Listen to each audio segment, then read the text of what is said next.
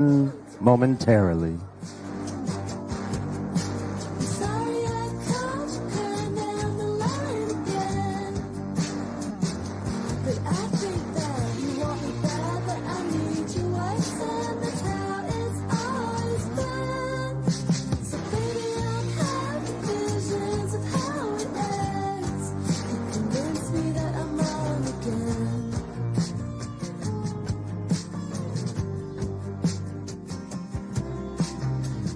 Could spin the truth 1,000 ways when I'm alone.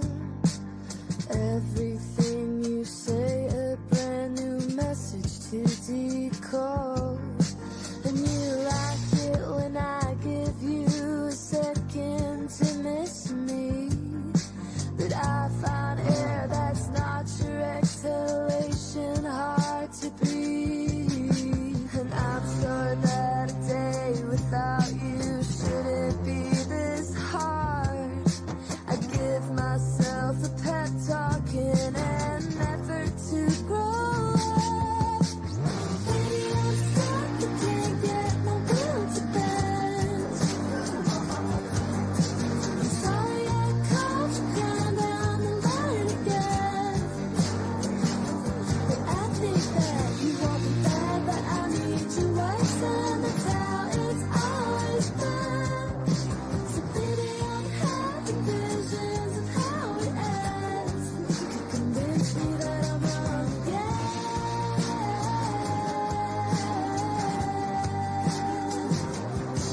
And again.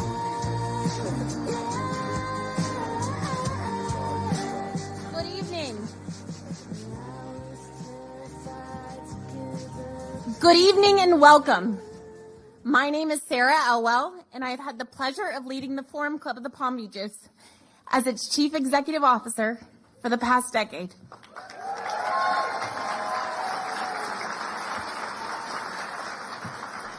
It is truly wonderful to have you with us tonight as we gather during a very special time in our history, our 50th anniversary season. For 5 decades, the Forum Club has served as a trusted, nonpartisan platform where ideas are thoughtfully examined and elevated. What began in 1976 as a small gathering of young business leaders has grown into Florida's premier destination for thought leadership, bringing together nearly 800 of our region's most engaged business, civic, and political leaders. Throughout the years, we have welcomed more than 500 distinguished speakers, from presidents and policymakers to innovators, journalists, and historians, all with a shared purpose to stimulate thought and promote dialogue. That mission continues to guide us today and is more important than ever. 50 years ago, the Forum Club hosted its first event featuring President Jimmy Carter, who was on the campaign trail at the time. And tonight, we mark a new milestone in our organization's history, hosting for the first time a sitting president of the United States.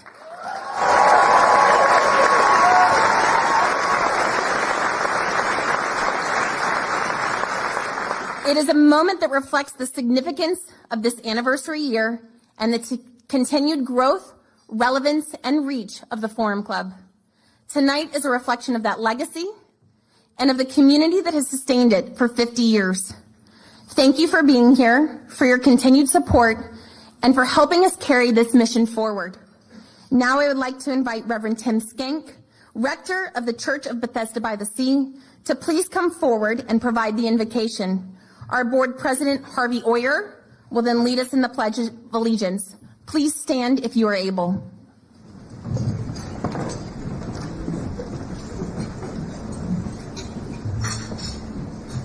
Let us pray.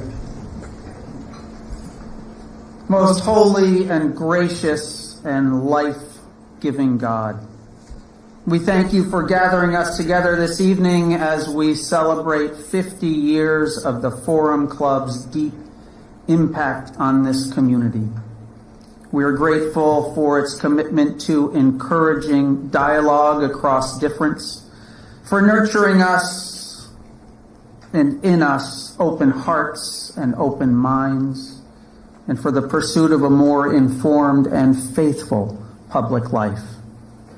In this moment, we ask that you inspire in us and in all who lead the spiritual gifts of wisdom, compassion, courage, and mercy.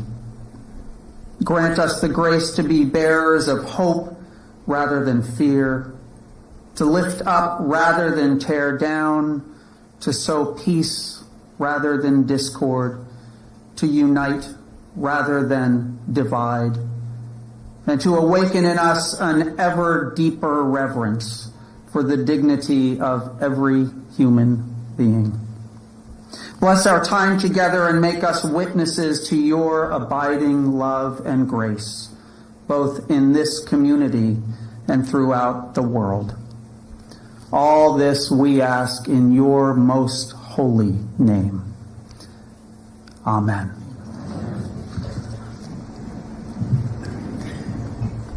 Thank you. If you now join me in the Pledge of Allegiance. I pledge allegiance to the flag of the United States of America and to the republic for which it stands, one nation, under God, indivisible, with liberty and justice for all. Thank you. You may be seated. Well, good evening, everyone. As Sarah mentioned, my name is Harvey Oyer, and I have the distinct privilege of serving as president of the Forum Club Board in this, our 50th year.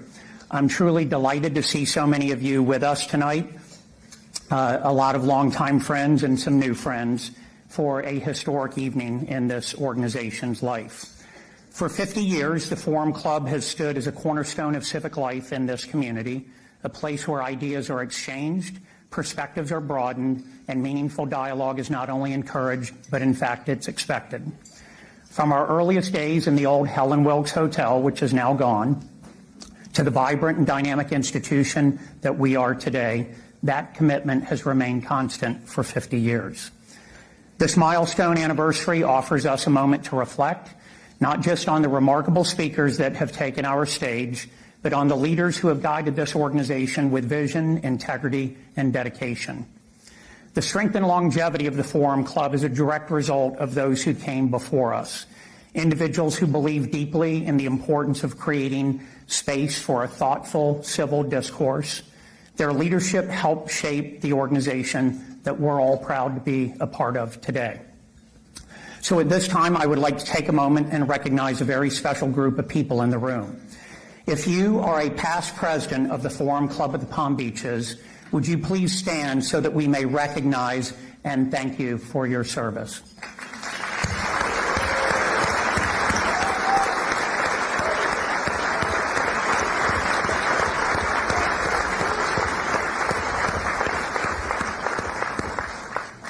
We are deeply grateful for your leadership, your commitment, and the example that you have set. You have helped build not just an organization, but a legacy in this community, one that continues to grow and evolve with each passing year.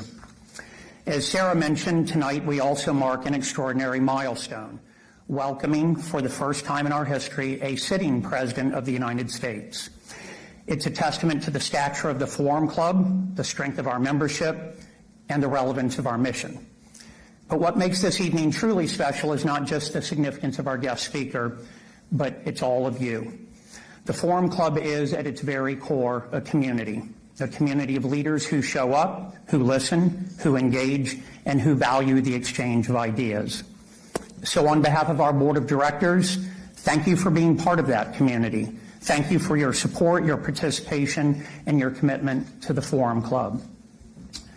We are honored to have you here tonight as we celebrate 50 years and look ahead to our next 50. Before we begin, we have a few housekeeping items as our program gets underway. If you are not currently following the Forum Club on social media, our hashtags and handles can be found on the screens. We invite you to follow us on these platforms and tag us in your photos from tonight's event. It's a great way to stay connected, and we regularly post news and updates on these channels. We will also share the photos from tonight's event on these platforms, which is another great reason to follow us. Speaking of photographs, I would like a special thank you to Tracy Benson with Tracy Benson Photography for photographing our programs all season. Thank you, Tracy. For those of you joining us this evening as guests, we're delighted to have you here, and we hope you're getting a sense of what makes the Forum Club so special. As we celebrate this milestone 50th anniversary season, and with an exceptional lineup of programs still ahead, there has never been a more exciting time to become a member of the Forum Club. Our membership continues to grow, and we are now near our membership cap. So if you are interested in being considered for membership and attending our upcoming programs, I encourage you to apply now using the QR codes found on the screens. The Board of Directors will review the next round of applicants at our meeting later this month. We would be honored to have you join us in this community of engaged, thoughtful leaders, and we look forward to welcoming many of you back as members in the near future. Before we break for the summer, we have one more event to share with you. In just 10 days, we will welcome Florida House of Representatives Speaker Daniel Perez to the Forum Club stage. As one of the most influential leaders in our state, Speaker Perez will offer timely insight into the legislative priorities shaping Florida's future and the issues most important to the business and civic communities. It promises to be yet another dynamic and thought-provoking program, and one that you will not want to miss. Tickets for the event are already selling fast, so I encourage you to secure your seat as soon as possible. Now I would like to take a moment to recognize a few distinguished guests joining us this evening. We are honored to have with us Director of the Federal Housing Finance Agency, Bill Pulte, former United States Secretary of Commerce, Wilbur Ross, former United States Ambassador to the United Kingdom, Robert Wood Johnson, and former United States Ambassador to the Dominican Republic, Robin Bernstein. Welcome, all of you. We are delighted to have you here.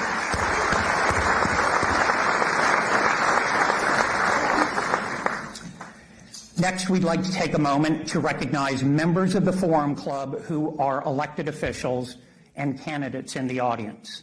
I ask that everyone please hold their applause until the end, and I will let you know when you can applaud. So the elected officials in the room this evening are Senator Gail Harrell, Vice Mayor Tom Turkin, City of Boynton Beach, Karen Brill, Chair, Palm Beach County School Board, Christy Mosbach, Mayor, Lake Clark Shores, Mimi May, Vice Mayor, Lake Worth Beach, Danielle Moore, Mayor, Town of Palm Beach, Ted Cooney, President of the Palm Beach Town Council, Erica Whitfield, School Board, Shalonda Warren, City of West Palm Beach Commissioner, Kathleen Ward, City Commissioner, City of West Palm Beach, Sarah Baxter, Mayor of Palm Beach County, Ann Gerwig, State Representative, District 93, Meg Weinberger, Member of the Florida House of Representatives, Anne Marie Sorrell, Palm Beach Soil and Water Conservation District Commissioner, Gervonta Edmonds, Florida House of Representatives,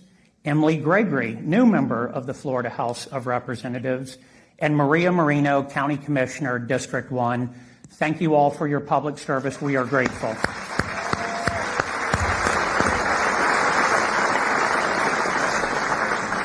I would now like to introduce members of the Forum Club who are candidates for public office. Karen Brill, re-election to the Palm Beach County School Board. Erica Whitfield, Palm Beach County Commission, District 2.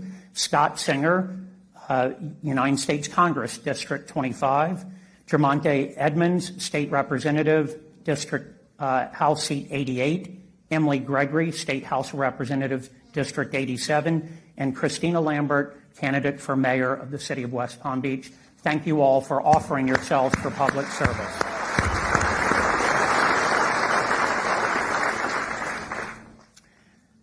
We'd also like to recognize the Kravis Center as our community arts partner. We are incredibly lucky to be able to host our events at this remarkable venue, especially on 7 days' notice. That's how much notice we had to pull off this event.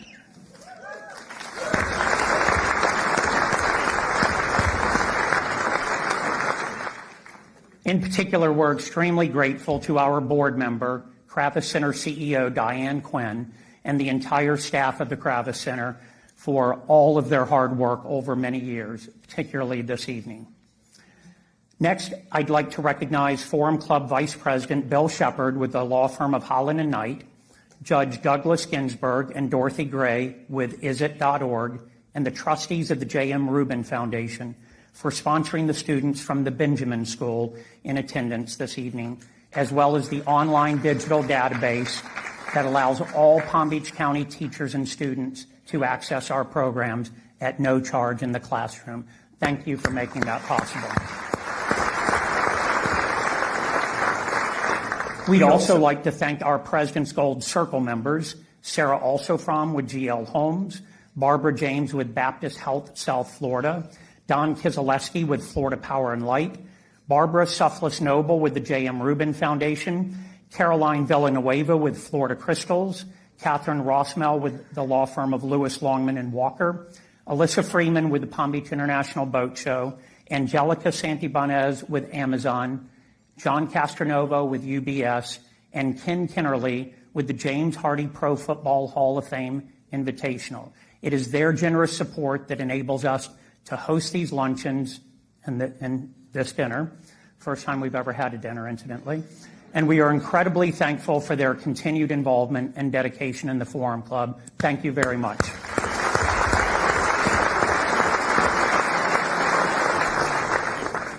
I would now like to take a moment and recognize one of the individuals who made this evening possible and the organization possible. It is our original founder from 50 years ago. Congressman Dan Micah is with us this evening.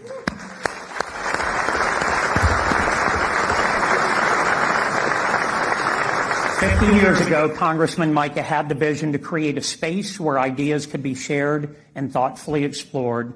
That vision has endured for 5 decades and continues to guide us today.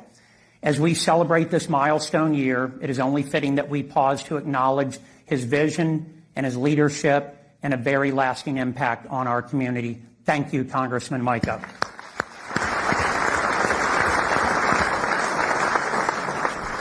Now, we invite you to take a look back at the moments and milestones that have shaped the Forum Club for the past 50 years.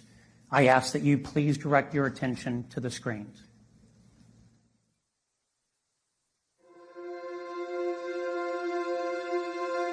On our first meeting with respect to the longevity of the club, I wasn't expecting very much.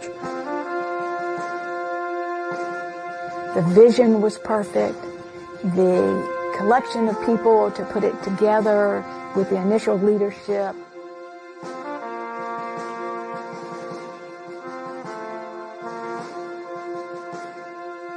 It filled a need in this community, and it gave us an opportunity to be involved and to hear different sides and different views from a wide range of people.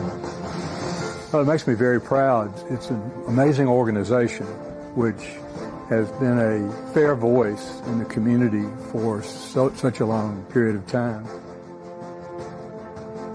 The Forum Club of the Palm Beaches is the premier destination for thought leadership, not only in Florida, but perhaps the nation. We bring both sides. We bring those who may not agree with each other to the table. We break bread together. We listen. And then we engage again to talk about the delivery of the presentation. It is a family. It is really people in the community who you want to get to know and will make you feel really happy about being here. The Forum Club holds a unique position in our community, in the state, and nationwide as one of those opportunities to be able to bring people together to have an intelligent conversation and be respectful of one another's opinion. And we knew that we needed to keep infusing new ideas, new people, new energy, and those sort of things. And that's what's happened. I think we originally had maybe 300 people who were members, and now it's 800. Because people are interested. They're interested in the quality of the speakers, in the programs we present, and just the other things that we do for the community that make it a better place. For a half century, we've invited prominent national and international leaders in government, business, media, culture, and more to share in robust civil discourse and engage in meaningful conversations. This country has survived by there being a dialogue over basic issues. There are kids who came here in the very beginning who now come back as members. The Forum Club's programming has definitely inspired both me and my future career. We're bringing students here to start them on the process, their lifelong process of learning how government works and learning how civic involvement works. I think by showing students that you can come together in that way, we are going to be ensuring that the next generation can maybe even do better than we're doing right now. And I could have not asked for a better opportunity to learn about how many areas in our government and public service intersect with the law and the different ways I can make a change or an impact on our society. To be able to have that up close and personal, reach out and touch that person type of experiences is so special and unique. And it's something that is not only to be cherished, but it needs to continue to be nurtured for our next generation. My hope is that 50 years from today, this organization is just as strong and just as relevant in our community as we continue to grow into what Palm Beach County will become in the next generation. I have every confidence that we're going to be there and do that. Make sure that we stay nonpartisan, unbiased, and always welcoming people that challenge us to think differently. As we mark our 50th anniversary season, we honor our past and look boldly to the future. We look forward to the conversations that lie ahead. Thank you for coming to the Forum Club of the Palm Beaches.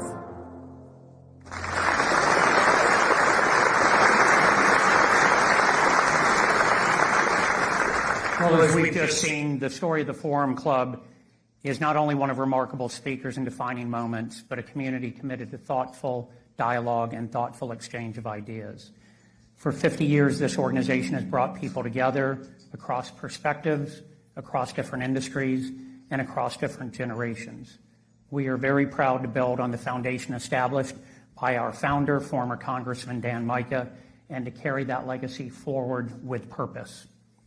Now, I invite you to raise your glass. Join me in toasting the Forum Club at the Palm Beaches on our 50th anniversary. Cheers, cheer, cheers.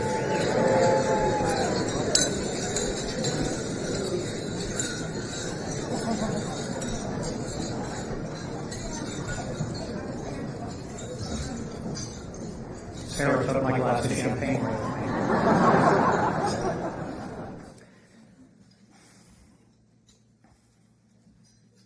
We are now honored to mark this milestone in a very special way. On behalf of Palm Beach County, we are grateful to have with us this evening a dedicated public servant and a former Forum Club board member, County Commissioner Maria Marino.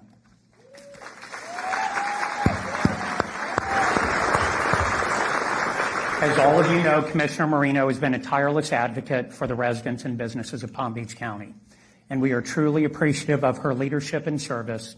Tonight, she joins us to present an official county proclamation recognizing the Forum Club of the Palm Beaches and our 50 years of impact on the community. Commissioner Marino.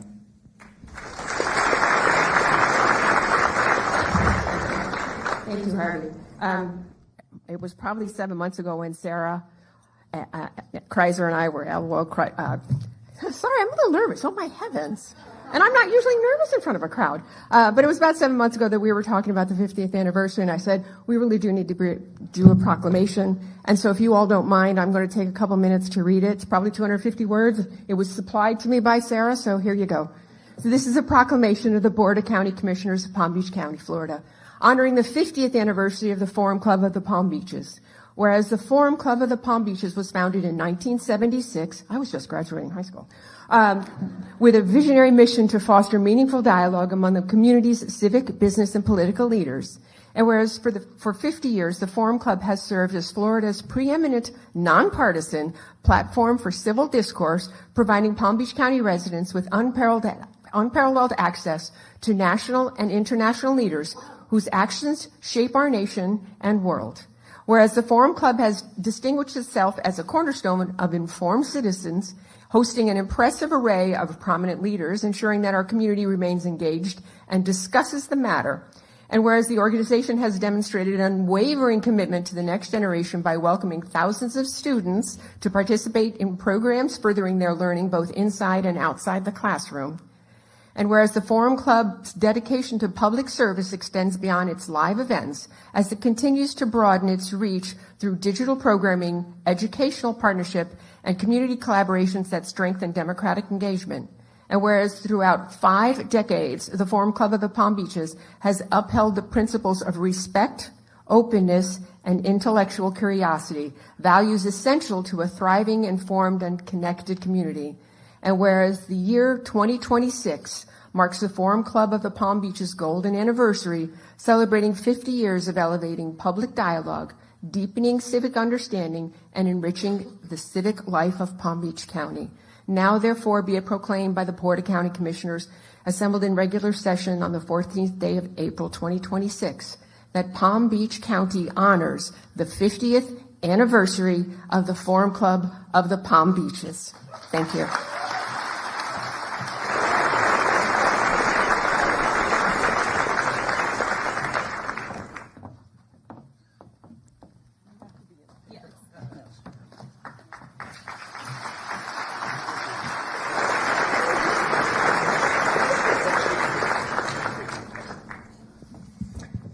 Ladies and gentlemen, I now invite our founder, former Congressman Dan Mica, to share a few words. Congressman? Thank you. Thank you, Harvey. When I walked out here, I saw that guy say, he's alive.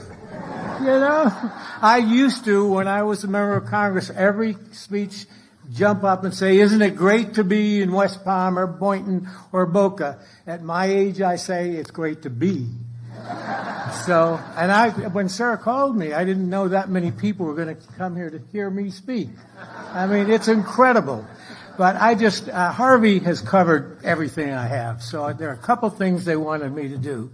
And one of them, and before that, I just thought this, every once in a while I have a good idea, like this club. And like my golf, I had a par in 1989.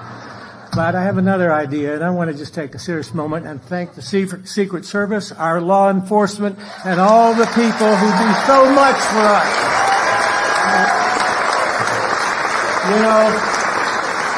They have protected presidents and congressmen. I had a couple attempts, and these guys were wonderful for me. I'm going to tell one more quick story. They would start my car every morning when a guy would plan to bomb me. But they wouldn't start my wife's car. And that was not. Anyhow, it is great to be here. And that didn't go down well. But at any rate, we do have here some of the original members. And they're alive, and they're here. And I'd like them all to stand up. Willa Farrington, Angelo Chiarelli, Richard Bernstein. Who am I missing? Please stand up. We had a wonderful group. We had fun, and I like to hear that word bipartisan. That's what we try. That's going to be our future. In fact, everyone in this room, is the future, the next 50 years of this club. I did want to mention, I had done part of that video some months ago, but one of our founding members who I'd hoped to be here recently passed away, and that was John Moyle, a community leader, an attorney. He did all of our legal work for free to put this club together, a great gentleman and a great loss for us right now. So I want to just add one or two more thank yous, and maybe one more comment because the president isn't here. I have a brother, John Mica. I'm the Democrat. He's a Republican. I retired from Congress after 20 years up there 37 years ago. But when I was at a White House function with George Bush and my brother was in politics, he came up to me and said, "Are you or are you the other one?" Now, somebody tell the president I'm the other one. At any rate, I just want to say thank you one more time to everyone. But Harvey covered this, but I'm stunned. I worked with a lot of folks and organizations and campaigns at the Breakers and down in Boca and all over getting people together. It was about a week ago, we got this call for this event. Before then, there was no event. And the staff of the Forum Club the entire staff came together in 1 week. Tickets, invitations, press, the tables, everything. And wait a minute, that entire staff is Sarah and Nan Cassidy. Did a fantastic job, I am impressed. So I just want to say thank you all very much. Keep the vision of this alive. Stay involved in this country, stay involved in this community, our state, and all these different issues. And there's so many sources of information that we didn't have back then. Be careful, parse everything, and know what's going on, and lead this community. And this will be a great organization with your leadership for at least another 50 years. Thank you very much.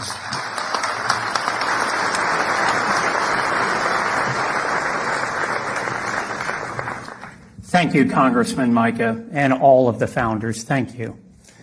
As our pre-program comes to a close this evening, I want to take a moment and thank each and every one of you for being here. Tonight has been a truly special occasion, one that not only celebrates an extraordinary milestone in the life of our club, but also reflects the strength, engagement, and spirit of this community. We are deeply grateful to our founder, our past presidents, our sponsors, our board of directors for their leadership, and to all of our members and guests who continue to bring our mission to life through your participation. This evening also reminded us of what makes the Forum Club so unique, the opportunity to come together, to listen, to learn, and to engage in thoughtful dialogue on issues shaping our world. As we conclude our 50th anniversary season, we do so with a deep sense of pride in all that has been accomplished and great excitement for what lies ahead. At this time, we will pause briefly before the President takes the stage. Please remain in your seats. We thank you for your patience. He is en route or on the ground here, so it will take us a few more minutes, and we will resume our program shortly. Thank you.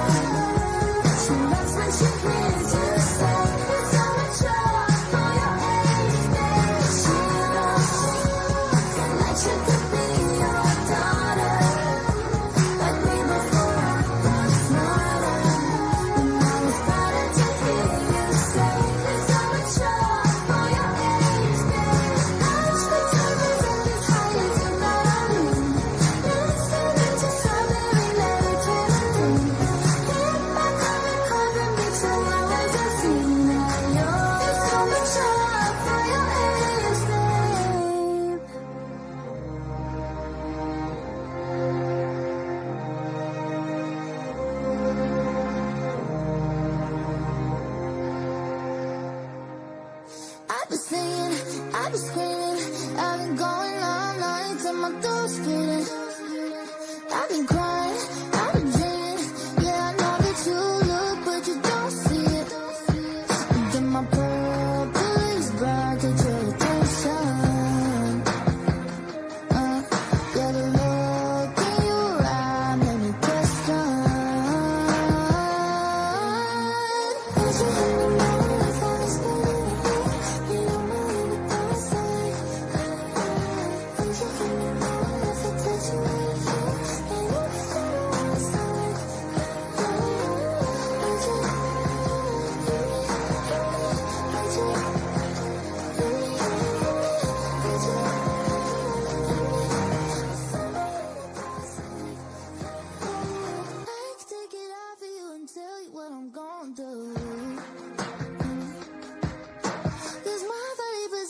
Determines if you're listening to my dance on your lap, take your interest. Yeah, now I got you like that, let me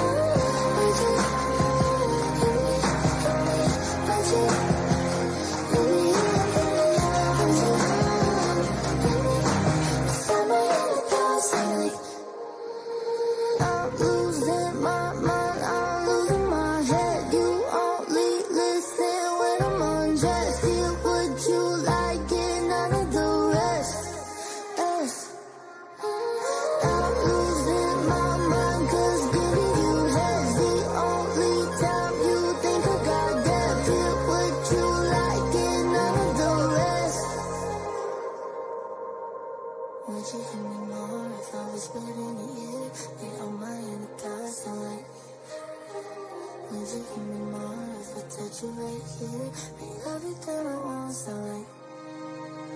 Would you give me more if I was spinning it hard? You know me in the past like. Would you give me more if I touch you right here? Make everything I want sound like. Would you?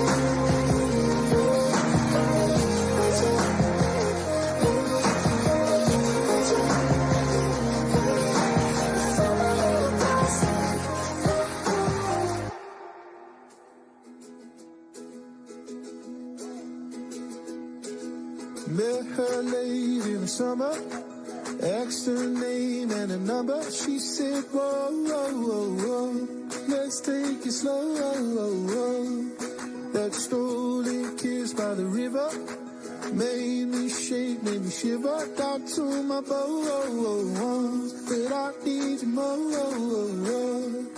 And I swore that I'd never fall in love again. But when you talk like this and you look like that, I feel like gold. The electric love is running from my head to my toes. Addicted to this feeling and I won't let it go.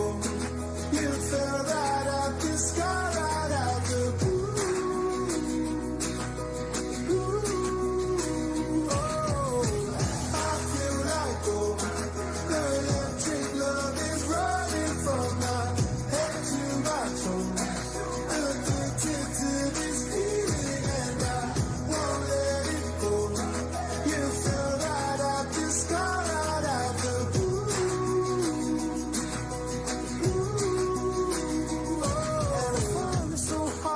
Break the ground, did it feel like this when you left the clouds? And I spoke to God and he told me how that an angel lost is a lover found. I spent half my life begging on my knees for a girl like you to want a guy like me. And it feels so good, I could barely breathe, but I need my breath back just to tell you that I Imagine if the song just like stopped and then came back in like. I feel like gold. The electric love is running from my head to my toes. Addicted to this feeling and I won't let it go. You fell right out the sky, right out the blue.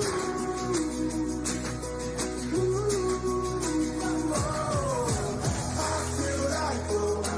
The electric love is running from my head to my toes. Addicted to this feeling and I won't let it go.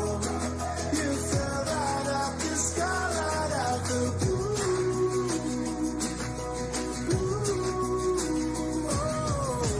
I feel like gold. Electric love is running from my head to my If you want, you can tell everyone I'm the problem. But I won't sit and watch while you sink to the bottom. And it kills me knowing what it was and what it will be. Maybe we'll be better as a memory.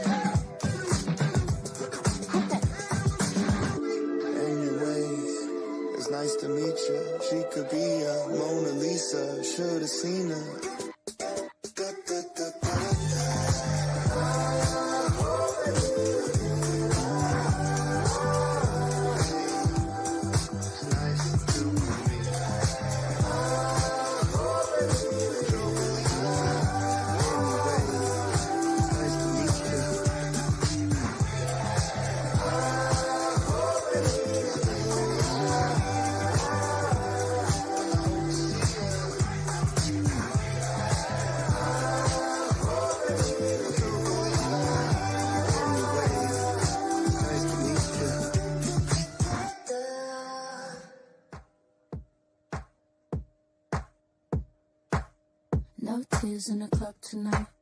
Right now, gonna live the life. Hips swaying side to side, side to side, side to side. My girl's in a magazine. Might see him casually, but I like how you talk to me, talk to me. Do I drive you crazy? Do I make you wild? Don't you think about it? I know you like my style. Don't need to know your name. Just hold me close and act like you need it. Sweet talk can make me believe it. This body like honey. Sit back and watch them all on me. Start out, giving a vow. It's so natural. It's so natural. Wow, all natural. No tears in the club tonight. Right now, gonna live the life. Hips swaying side to side, side to side, side to side.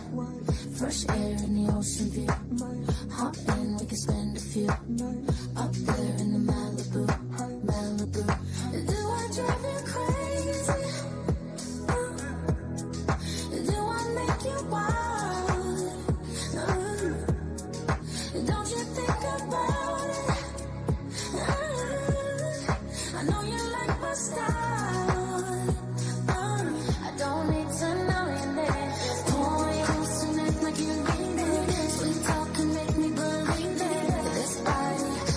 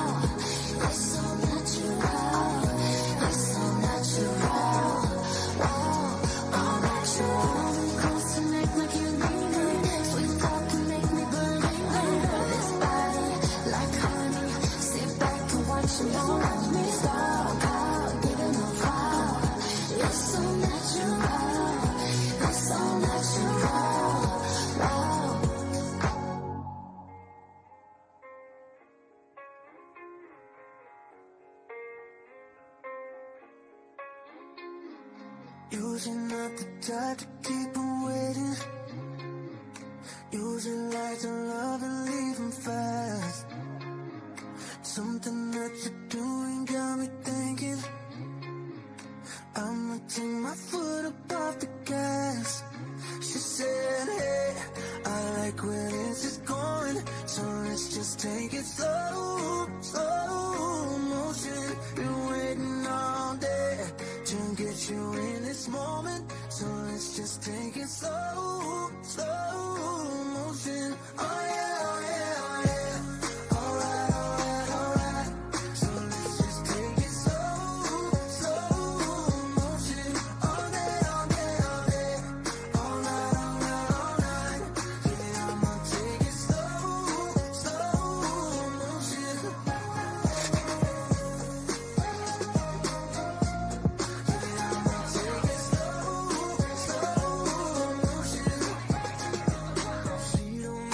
Gotta buy a bottle, just someone to spend a little time. Baby, I can promise I'll still be here by tomorrow, but I can give you all of me tonight. She said, hey, I like where this is going, so let's just take it slow, slow motion. Been waiting all day to get you in this moment. No, I don't want to just take it slow, slow motion. Oh yeah, oh yeah, oh yeah. Oh, yes. No, all I'm thinking is let's have them at the event. Make them stand up and go.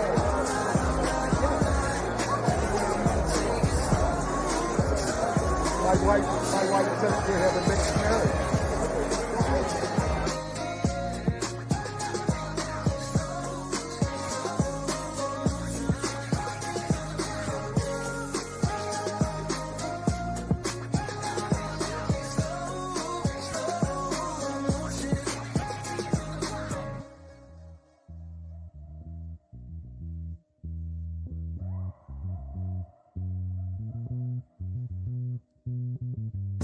Doctor said you were in love, so I done sad face. I don't ask for much, just that you make me halfway. Faith is not enough to float above a black wave. We're gonna drown, we're going down into letting us fade. Thank you, lucky stars I'm creating. All the precious life I wasted, coming up with ways to save us, but it might be way too late for that. If you really care, then why am I feeling you just slipping through my head? If you're really there, then why can't I walk right through you, talking to a dead man?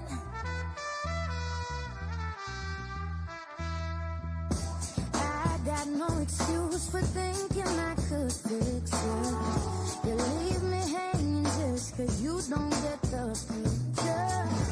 No matter how nice I plan it, no matter the way I frame it, there's no easy way to say it. You're about to lose me now. Thank you, lucky stars I'm creating. All the precious life I wasted, coming up with ways to save us, but it might be way too late for that. If you really care, then why am I feeling you just slipping through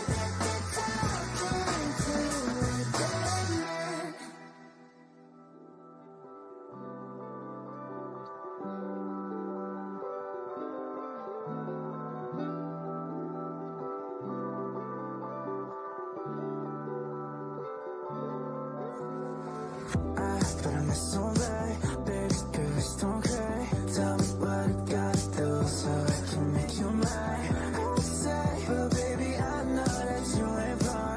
Who's mine? But baby, I know that. But I think this is killing you. Tell me what I gotta do, how to do it all for you, how to do it. I'm saying vision for you and do. Tell me what I gotta do, how to do it all for you, how to do it. Say far from the light, I know you did it for love. Say that one more time, darling, if this what you want. Say that you're on your knees asking me for more. Why? I believe I was on. I know that this is killing you. Tell me what I gotta do, how to do it all for you, how to do it. I'm saying vision for you and do. Tell me what I gotta do, how to do it all for you, how to do it. Turn the lights off, so make yourself. Tell me what you wanna take now. The silence is too loud. I know that. I know that this is killing you. Tell me what I gotta do, how to do it all for you, how to do it. I'm saying vision for you and do. Tell me what I gotta do, how to do it all for you, how to do it. I think my hair stopped growing. Is that even a thing? Haven't lost any of it, but something ain't the same. Maybe it's a metaphor. Is it even that deep? I think my hair stopped growing. Or is it me? I called Phil a couple times. He's probably sick of me. He said go easy on yourself, but what does that even mean? Sounds like good advice, but I just can't hear it. Ladies and gentlemen, please take your seats. The event will begin momentarily.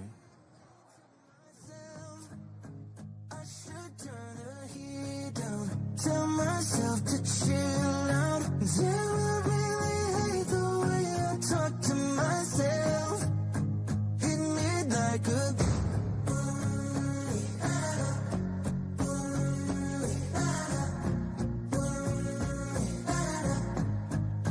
hit me like a.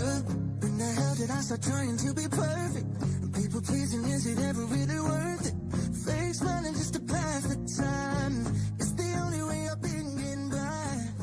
Looked at myself and I can't even recognize who I am behind those eyes. One big disguise. Hit me like a gut punch. I hurt my own feelings. How did I get so good at being mean to myself? I should turn the heat down. Tell myself to chill out. Till I really hate the way I talk to myself. Hit me like a. Now what would it be like if I just try being nice to the person that I'm seeing in the mirror? Yeah. If you find that in a child, haven't seen him for a while, let him know he's doing fine. Hit me like a gut punch. I hurt my own feelings. How did I get so good at being mean to myself? I should turn the heat down. Tell myself to chill out. Till I really hate the way I talk to myself. Hit me like a.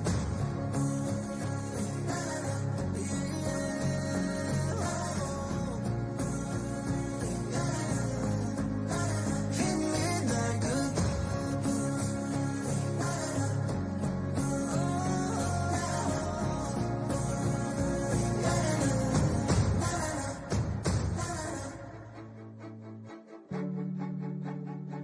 I think I like you like that.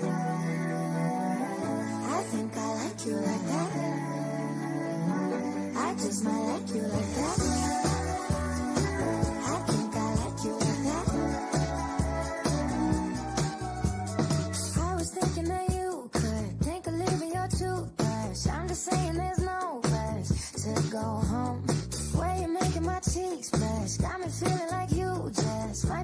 a small crash. Now I know we don't gotta be just a nighttime thing. Maybe we could see what the sunlight brings. All the other guys couldn't find where my heart is. Now I'm picking petals from gardens. I think I like you like that. I think I like you like that. I just might like you like that. I think I like you like that. I wanna make you some breakfast while you're stretching and yawning. I'll give you love at 2 p.m., not just at 2 in the morning. I wanna know all your secrets, if we're just being honest. Got a lot of clothes, but I can make some room in my closet. We don't gotta be just a nighttime thing. Maybe we could see what the sunlight brings. All the other guys couldn't find where my heart is. Now I'm picking petals. I think I like you like that. I think I like you like that. I just might like you like that. I think I like you like that. Didn't see it coming, oh I didn't see it coming. I'm feeling something, boy, I think I'm feeling something. Didn't see it coming, oh I didn't see it coming. I'm feeling something, yeah. This ain't gotta be just a nighttime thing. This ain't gotta be just a nighttime thing. I think I like you like that.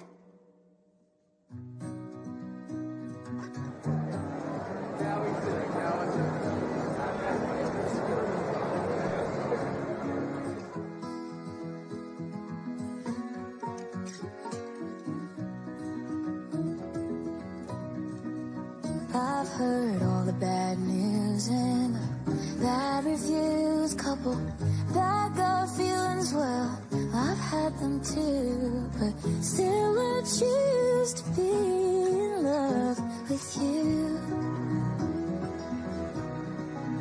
Been alone for so long, I've got something to prove. If I close an eye, it's almost like your red flags are blue. So still I choose to be in love with you. Short fuse and long pass, like you're fresh out of rehab, and I'm fresh out of any good judgment. I'm intentionally carelessly I got self-awareness, just want someone to love me who doesn't.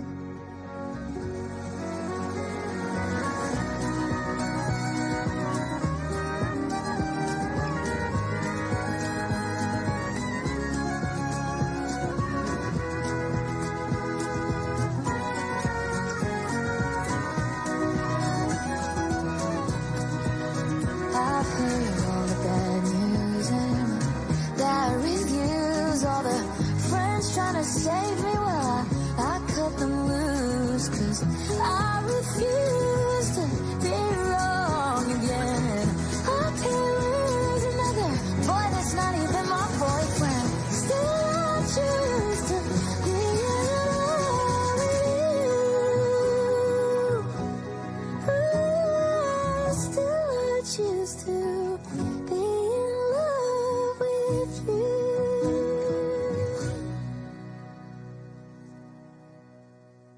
Working hard. Yeah, right. Picture that with a Kodak. Or better yet, go to Times Square, take a picture of me with a Kodak. Took my life from negative to positive. I just want y'all to know that. And tonight, let's enjoy life. Pitbull, Nadia, Neo. That's right. I want all of you tonight.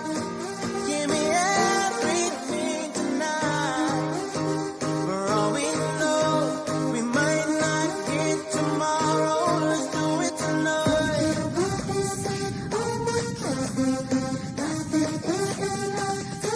Let's do it tonight.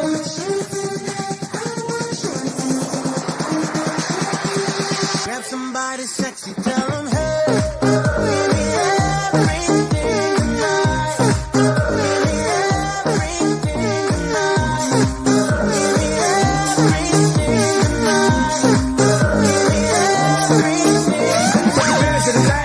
Cause tomorrow I'm off to do battle, perform for a princess. But tonight, I can make you my queen and make love to you endless. It's insane the way the name growing, money keep flowing. Hustlers moving silent, so I'm tiptoeing. So keep blowing, I got it locked up like Lindsay Lohan. Put it on my life, baby. I make it feel right, baby. Can't promise tomorrow, but I promise tonight. Excuse me, and I might drink a little more than I should tonight. And I might take you home with me if I could tonight. And baby, I'ma make you feel so good tonight. Cause we might not get tomorrow.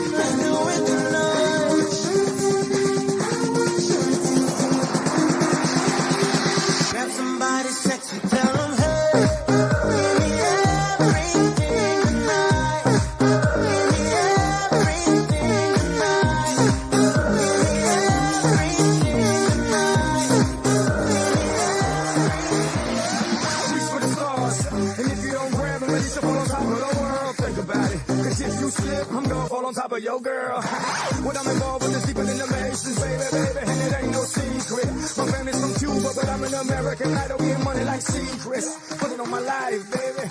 I make it feel right, baby. Can't promise tomorrow, but I promise tonight, darling. Excuse me, and I might drink a little more than I should tonight. And I might take you home with me if I could tonight. And baby, I'ma make you feel so good tonight. Cause we might not get tomorrow.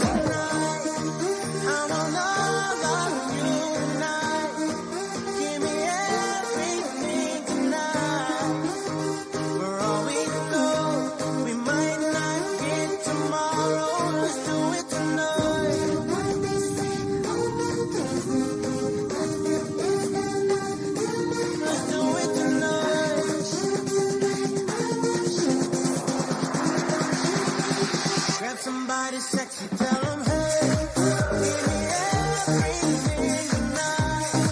Give me everything tonight.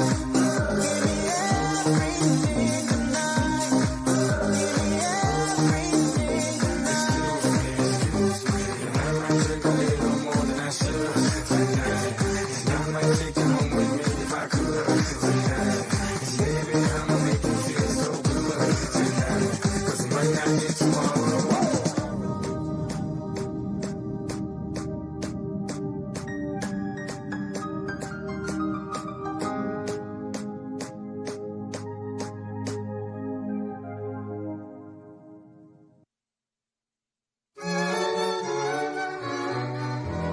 Heavenly shades of night are falling. It's twilight time. Out of the mist your voice is calling. 'Tis twilight time. When purple-colored curtains mark the end of day, I'll hear you, my dear, at twilight time. Deepening shadows gather splendor as day is done. Fingers of night will soon surrender the setting sun. I count the moments, darling, till you're here with me. Together at last at twilight time. Here in the afterglow of day, we keep our rendezvous.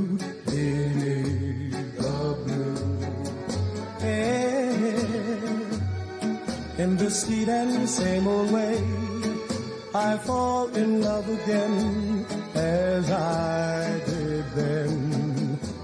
Deep in the dark, your kiss will fill me like days of old, lighting the spark of love that fills me with dreams untold. Each day I pray for evening just to be with you, together at last at twilight time. Here in the afterglow corner of day, we keep our rendezvous beneath the blue. Hey, in the sweet and same old way, I fall in love again as I did then. Deep in the dark, your kiss will thrill me like days of old, lighting the spark of love that fills me with dreams untold. Each day I pray for evening just to be with you, together at last at twilight time. Together at last at twilight time.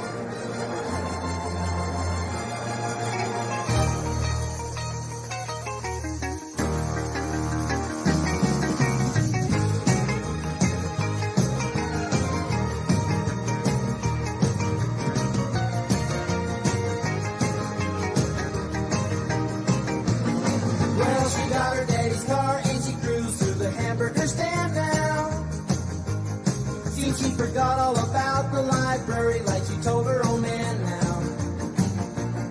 And took the radio blast and goes cruising just as fast as she can now. And she'll have fun, fun, fun till her daddy takes the TV away. Fun, fun, fun till her daddy takes the TV away. She's standing cause she walks, looks and drives like an ace. Walk like an ace now, you walk like an ace. She makes the movie 500 look like a Roman chariot race. Like an ace now.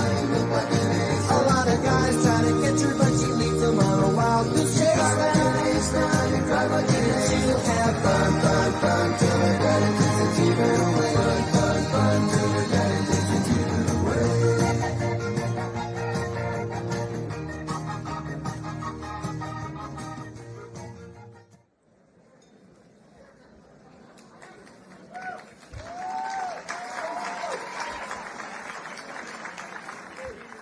Ladies and gentlemen, at the Forum Club of the Palm Beaches, we are privileged to welcome leaders who are actively shaping the direction of our nation.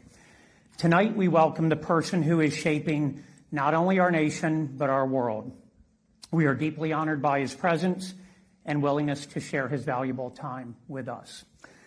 Ladies and gentlemen, please rise and join me in welcoming the 45th and 47th President of the United States of America, President Donald J. Trump. And I'm proud to be an American, where at least I know I'm free. And I won't forget the men who died, who gave that right to me. And I gladly stand up next to you and defend her still today. 'Cause there ain't no doubt I love this land. God bless the USA.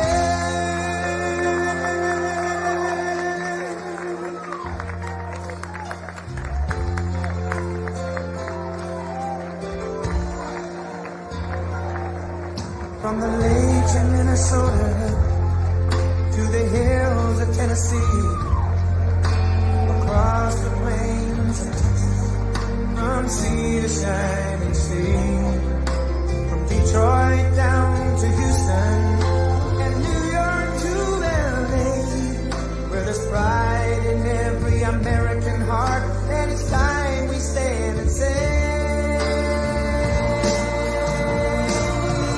that I'm proud to be an American, where at least I know I'm free. And I won't forget the men who died, who gave that right to me. And I gladly stand up next to you and defend her still today. 'Cause there ain't no doubt I love this land. God bless the USA.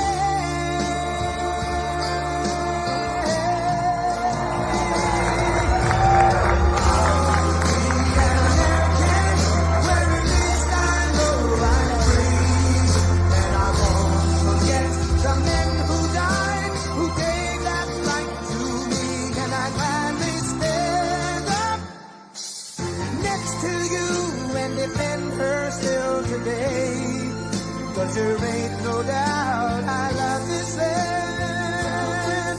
God bless the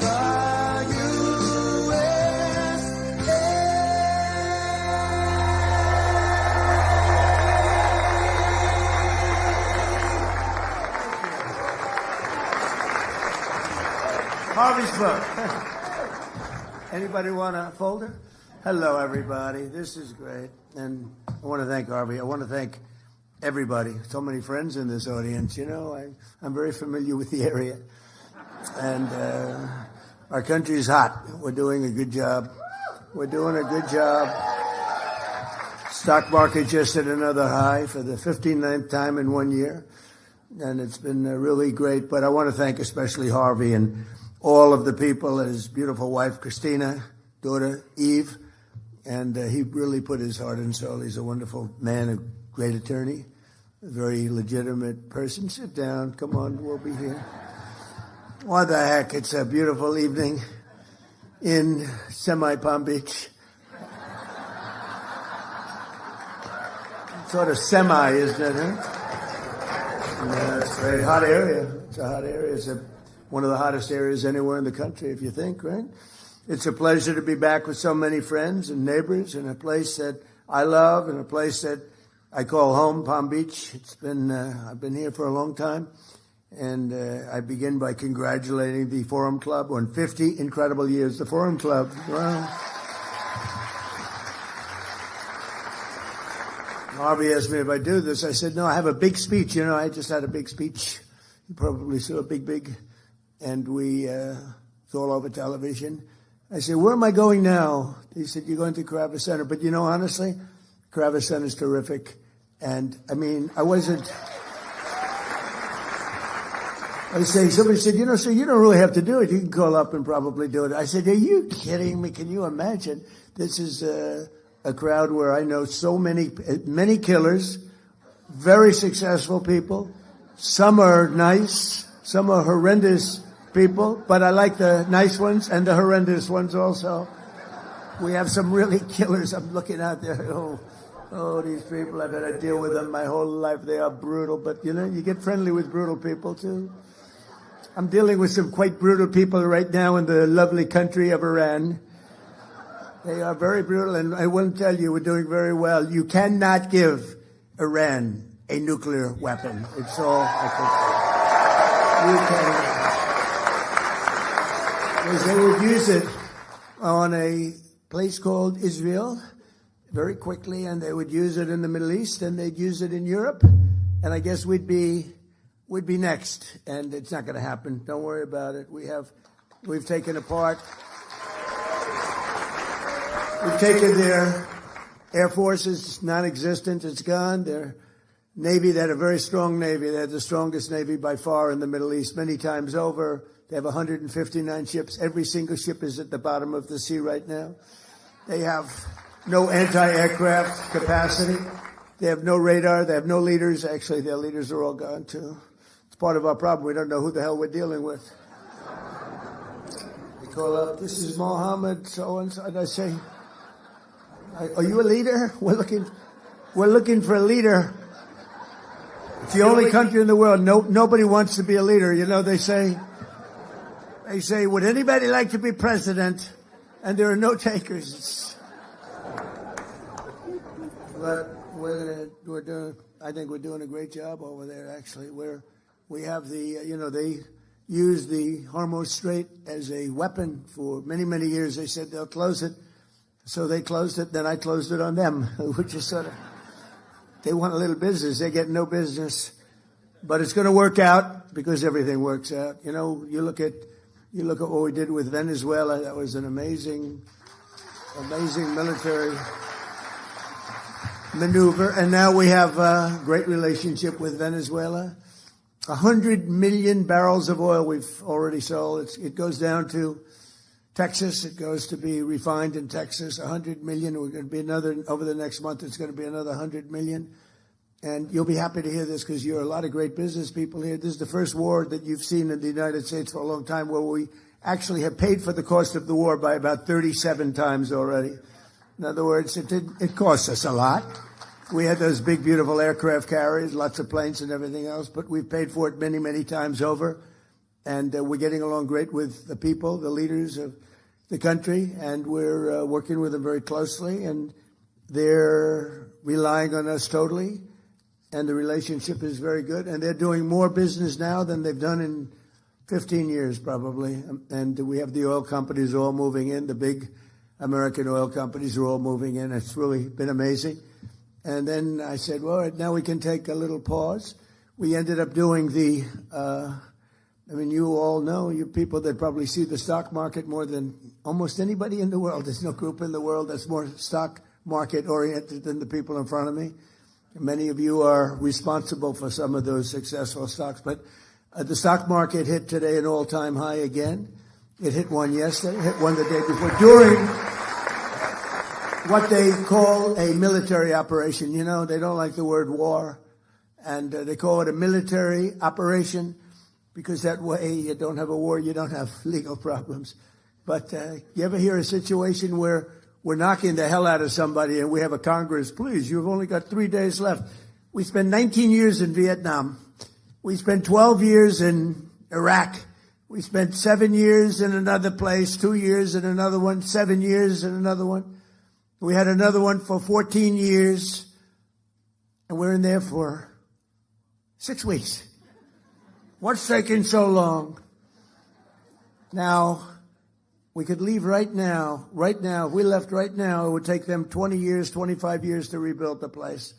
But we're not doing it because we have to do it totally right. We don't want to have somebody coming back in 5 years and you have an incompetent president, which we just went through 4 years of a very terrible situation, very incompetent. But this should have been done long before I got to office, so we had to do it. The crazy thing is I had all my financial people, Scott, Howard, all of the different people. And we're celebrating the success because we have the highest stock market. We broke 50,000 on the Dow. Nobody thought it was possible. They said maybe at the end of the fourth year, but probably in 6 years, 5 years, but not during this term. It's too much. We did it at the end of the first year. Then we broke 7,000 on the S&P. We did that at the end of this year, long ahead of schedule. And then I said, we have the most successful, by the way, more oil is being drilled right now than at any time in the history of our country. We're doing double. Think of this. We're doing double Saudi Arabia and Russia combined. Double Saudi Arabia and Russia combined. Nobody knows that. And you see all of those big, gorgeous ships coming up from all over the world because the strait is closed by us, and they're coming to Texas now and Louisiana to load up. Big ones. 2 million barrels of oil. The big ones, those are the big ones. And they're all heading up. And you see the line. They call it the conga line. I don't know what that's supposed to represent. But you see those graphs. It's made from Space Force, We were responsible for Space Force. We needed Space Force. We were being killed in space by China, by Russia. In my first term, I created Space Force. First time in 79 years that we did a new division, a new grouping, because you had the Marines, the Army, Navy, the Marines. We had the Coast Guard. We have all of the different branches of government, the Air Force. And they thought the Air Force and the Space Force would stay together. But the Air Force wants the Air Force. They're not going to give. And space is so important now. And we did Space Force. And all of those things, many of those things that you're saying is because of Space Force. And now Space Force we were losing badly in space to Russia and China militarily. Now we're way in the lead, way in the lead. We have the greatest space capacity of any country in the world. So we're very proud of it. We need it. We need it for protection because it's a nasty world out there. We need it for protection. So we're very proud of Space Force, but they, among other things, they give you beautiful satellite pictures of what's happening in the world. And when you look at the Hormuz Strait and you see all of those ships, all of those people and ships that they want to get out or they want to get in, they're all over the place. They're like little ants, right? They look like a little anthill. And hundreds and hundreds of ships. And we have a Navy that is unbelievable. We put up, it's a blockade. It's a blockade. And you saw the other day where a massive tanker, this was bigger than 2 million barrels, a massive tanker was trying to run it. And the young captain of the ship from Annapolis, these guys are like central casting. You could put him in. I'd say something about Tom Cruise. I was going to say better looking than Tom Cruise and taller, but I'm not going to do that because he's a friend of mine. I can't do that. But they're like central cast. You could move them to Hollywood right now. They'd be movie stars. But you saw him saying, we have guns trained on your ship. Turn your ship around. Turn. And this is loudspeakers that go over the ocean, and they hear them from 2 miles away. Turn your ship around. Turn your ship around. And all of a sudden, yes, we are going back to Iran. We are going back. They turned it around. It takes 10 miles to turn the sucker. It's not like turning around a bicycle. It's big stuff. And then we had the other one you saw from 4 days ago where they were going to ram we call it an iron wall. It's essentially an iron wall. We have such great military and great Navy. And they were going straight through. And they said, turn your ship around. And there was no response. Turn your ship around. Evacuate your engine room immediately. And you see all these guys running out of there. Now, they're 5 miles away. And one shot into the engine room, blew up the engine room. The ship stopped. They used tugboats, and then we landed on top of it. On top of everything else, we then land on top of it, and we took over the ship. We took over the cargo, took over the oil. It's a very profitable business. Who would have thought we were doing that? We're like pirates. We're sort of like pirates. But we're not playing games because, for 47 years, Iran has been pushing everybody around. They're the bully of the Middle East. They've been scaring everybody, Israel and Qatar, Saudi Arabia, UAE, Bahrain, Kuwait, all of them. They're all, it was the bully of the Middle East. I understand it. Bush made a mistake. He took out Iraq. Iraq, and by the way, I congratulate the new president of Iraq. I endorsed him. I'm now in the business of endorsing political leaders from foreign countries, countries that nobody's ever seen before. And we have a pretty infallible record. We've won a lot of them, but I endorsed the man because we didn't like the man that was the president of Iraq, and we endorsed somebody that not a lot of people have heard of, and he won in a landslide. So I just spoke to him yesterday. But the relationships we have relationships that are very, very strong, very powerful relationships, and I think the Middle East is going to be taken care of. We had a lot of conversations with the leaders. I call them the new leaders. I call them the new regime. You know, they kept saying, the radical left, where is regime change? Well, if this isn't regime change, there's no such thing. Because Khomeini in the first tier was gone. The second tier is gone. Half of the third tier is gone, which is a problem. That's a problem. Because we are trying to figure out the right one to talk to. We talk to one, and then another one calls up. Let's make a deal. But I think we're in a very, I know we're in a very strong position. There's the expression that we've all heard, or many of us have heard, if you like the fights, if this were a fight, they'd stop it. But again, their military they have some missiles left. They have some missile-making capacity left. We've knocked about 85% of their manufacturing capacity for new missiles out. We've knocked about 82%, but that means they have missiles left. We knocked out most of their drone-making factories, but they have some drone capacity left. And drones are pretty effective, but we've also developed, in the meantime, if you remember, the German U-boats were a horror. Nobody could stop them, and then all of a sudden they come up with sonar, and it went from nobody could stop them that it was the worst place in the world to be is in a U-boat. The drone, anti-drone capacity that we have now is fantastic. They have new weapons, lasers. You can see the lasers. They go into a laser, they just burn they just boom. And we have that, and we have very special machine guns with large-scale bullets operated by a computer. And as they come in, it just knocks them out like it's amazing. But with all of that being said, there's still danger. There's always danger with war. With war, you never know what happens. Look at Russia. It was supposed to be a one-day war, and it's 4 years, right? And you see that, and it's really a terrible war. And it's a lot of people died. Last month, they had 25,000 soldiers, mostly soldiers, killed. It's like a bloodbath over there, and I think we'll get that. We've settled 8 wars, and that should be the 9th. I think we're going to get it done, but it's a rough one. It's a rough one. But we're joined tonight by a lot of my friends and very distinguished people that are great people. The Palm Beach Mayor, Danielle Moore. Where's Danielle? Where are you, Danielle? Hi, Danielle. How are you? Great person. We're working on a couple of things for good water. Let's say a nice water product, right? Like desalinization. I said, Danielle, why can't we be like a submarine? We have the best desalinization. We have the best submarines in the world. We can go for years underwater, all nuclear submarines, the nuclear ones. And one of the things we have is great water under submarines, desalinization. So I'm saying, how does that sound for Palm Beach? So we're looking at it. We're going to play with it and see, boy, would that be nice from the standpoint of unbelievably clean, pure water. It would be great. So we're working with Danielle, and we're working with the council. And I think something's going to come up, whether it's filtering or desalinization. Desalinization's a little bit better and a little bit more expensive, like a lot.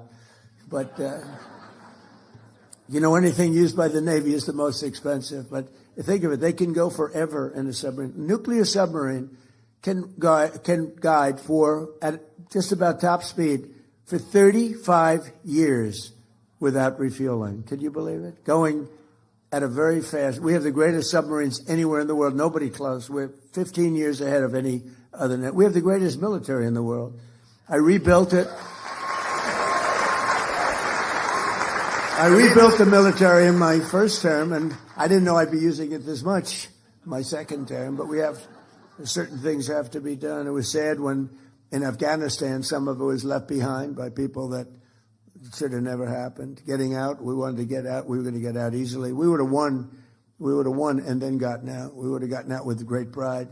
But we left some of the military, but it was really just a small percent. It sounds like a lot, and it is a lot, but it was 2% of what we built up. We built a great military.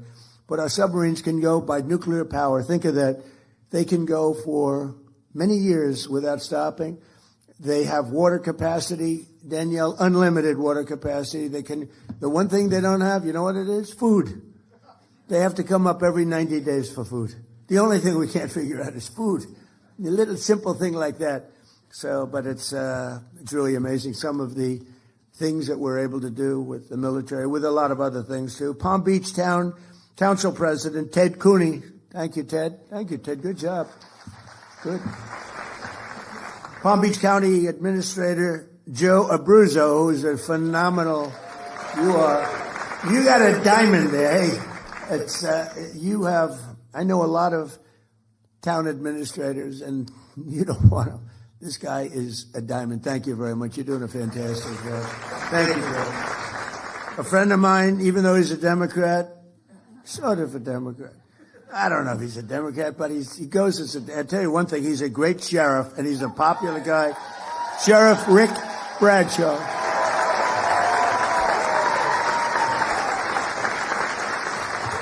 So I shouldn't tell you this. I told this to Rick, and I know how tough he is, and also I figured this might happen, but I voted for Rick. He's a Democrat. This could be the end of my presidential career. I voted for him, and one of the reasons I voted for him was he's great. The other was that I was afraid he'd check my vote.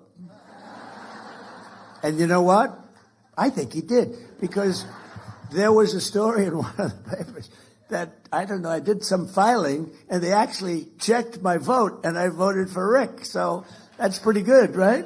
All right, I'm in trouble with the Republican Party, but they'll understand. I'll figure that one out. Great job. Great job, Rick. Really. Candidate for mayor of West Palm Beach, Christina Lambert. Christina, wherever you are, good luck. Good luck. And former Florida CFO, Jeff Atwater. Jeff, thank you. We have a friend of mine for a long time, Pepe Van Hool. He has a monopoly on the sugar market. I don't know if that's good or bad. Pepe. I think it's good. It sounds good to me. He has a monopoly on sugar throughout the world. He's also one of the largest property owners, maybe the largest in all of Florida. And Pepe Jr., who is just like the father, he looks like him, sounds like him. He might even be more vicious if that's possible. But they're both here. Pepe Van Hool, where are you, Pepe? And Pepe Jr., good. They are great people. And he's been a supporter of mine from the beginning, right? Almost before I ran, he said, if you run for president, you're going to win. Before I even announced. It was sort of crazy. He's been there from the beginning. Thank you very much. We appreciate the friendship. Great guy. I actually did tell Coca-Cola, why aren't you using real sugar? And they said, well, we have, the aspartame, whatever it is. I said, no. In other countries, believe it or not, Mexico, who does not like me after the change of the name to the Gulf of America, the president called me up. This is 6 months ago. We have 92% of the waterfront. They have 8%. And I always wondered, why is it the Gulf of Mexico? For a long time, even looking as a kid, I said, well, Gulf of Mexico, it's such a powerful name. It's such a powerful thing, the Gulf of Mexico, but it should be the Gulf of America. I mean, I'll say it only within the confines of this room, because I know that's a lot of fake news back there. Within the confines of this room, Mayor, you're not going to tell anybody, please? I was thinking about seriously calling it the Gulf of Trump, but I really was, but I was told by some very wise people, please don't do this. That's one I don't think would have worked. What do you think? That wouldn't have worked too well. But, it's such an honor to... You look at that incredible, powerful, beautiful, really rich area of water. There's probably very little like it anywhere in the world. When you look at all the rigs out there, all the wealth that's underneath that water, and now it's the Gulf of America. And the president of Mexico called me. He's not too fond of me anymore, but when she heard about it, it was put in some paper. Somebody leaked it someplace always. You always have leaks. When you're in my world, leaks are a part of life. And it was leaked that I was going to change the name of the Gulf of Mexico to the Gulf of America. And she's a beautiful woman, a very nice, I never like to talk about beauty because it's usually the end of a political career. If you say somebody's a beautiful woman, they say, what a terrible, terrible thing. Everybody hates it except the woman that you're talking about. They love it. So I won't say she's a beautiful woman, but she's a fine woman. And she is. And she's got this incredible, beautiful voice, elegant voice. She was a ballet dancer. She's got this beautiful voice, and she goes, President, no, President, tell me, you're only kidding. You're not going to change the name of the Gulf of Mexico. Yes, I am. I'm sorry. No, please. Anyway, so they don't love me too much in Mexico right now, That's why guys like me are in a lot of danger, consequential people get in a lot of danger. You know what I'm talking about? Saturday night, it was good for one thing. People are loving my ballroom now. That's the only thing. They love my ballroom. They love my ballroom. It's going to be the best in the world, although I like the one at Mar-a-Lago very much too, Mayor. And we have County Commissioner Maria Marino. Thank you. Commissioner, thank you. Good job. And former Congressman Dan Micah. Where is Dan Micah? Thank you, Dan. Good job. An architect who's really talented. He's done a lot of work for him. He's got a flair, a beautiful Hispanic flair in particular. And he comes from originally a place called Cuba, which we will be taking over almost immediately. No, Cuba's got problems. We'll finish one first. I like to finish the job. On the way back from Iran, we'll have one of our maybe the USS Abraham Lincoln aircraft carrier, the biggest in the world. We'll have that come in, stop about 100 yards offshore, and they'll say, thank you very much, we give up. But this man really is great. Rick Gonzalez, he's a great architect. Where is he? He's doing a couple of projects for us now. He's doing some beautiful little projects that we have going with my son, Eric, who's fantastic. He's done a great job. And former Ambassador Robin Bernstein is here. She went out and learned Spanish. Like Dominican Republic. She went out and learned the language, and she learned it well. Congratulations. Not a lot of people aren't smart enough to do that, Robin. Most people don't bother doing it. I wouldn't do it, to be honest with you. But Palm Beach County is a very special place, and Palm Beach is a very special place. And it should be no surprise that across my first and second terms, residents of this community have served our country with exceptional devotion and skill. I'll meet people, I didn't know them, but I'll meet people at the club, or I'll meet people in Palm Beach or West Palm Beach. I love West Palm Beach. It's one of the really great stories is West Palm Beach. Palm Beach has been incredible. It's never been run better. We appreciate it. West Palm Beach is really hot. It's coming along so fast and so good. It's all over, one of the hottest. And I'm so honored with what's happened with Joe and with Meg. Where's Meg? Are you right? Stand up, please. Meg she's fantastic.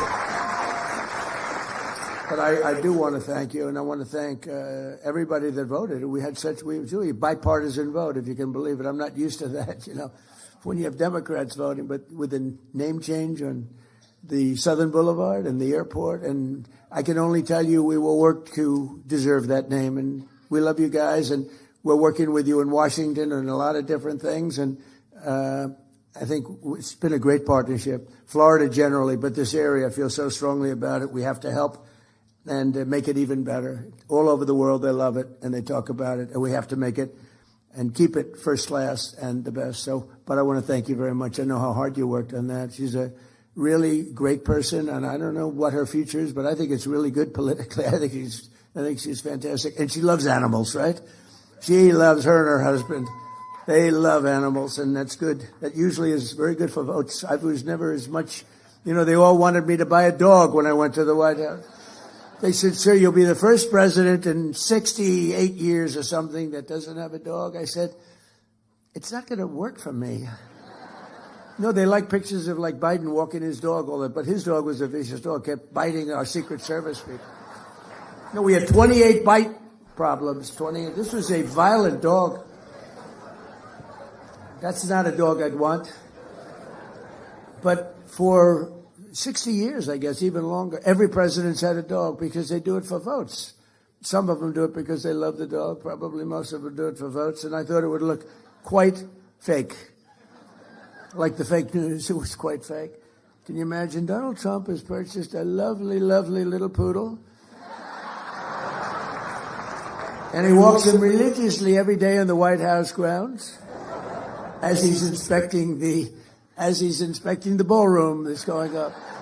They walk deep down into a foundation that's going down to China. There's a lot of stuff going on in that foundation, let me tell you. A friend of mine said, boy, that's the deepest foundation I've ever seen for a ballroom. I said, yeah, a lot of things happening there. But we have several friends of mine that were great with us past and present. We have Secretary of Commerce, former Wilbur Ross is here. Thank you, Wilbur. Thank you, Wilbur.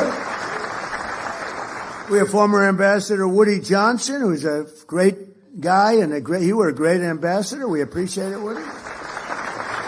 Great guy, and the owner of the Jets, and current director of the Federal Housing Finance Agency, a man who has taken the Fannie Mae and Freddie Mac, but Fannie Mae, it's over $1 trillion in value. When I gave it to him, it was not doing well, and he's turned it around, and it's worth over it. We're thinking about taking it public, taking a little chunk out of it. I don't know what the hell we're going to do. It's peanuts compared to the values of, you buy 15 missiles. You take it public, it buys 15 missiles.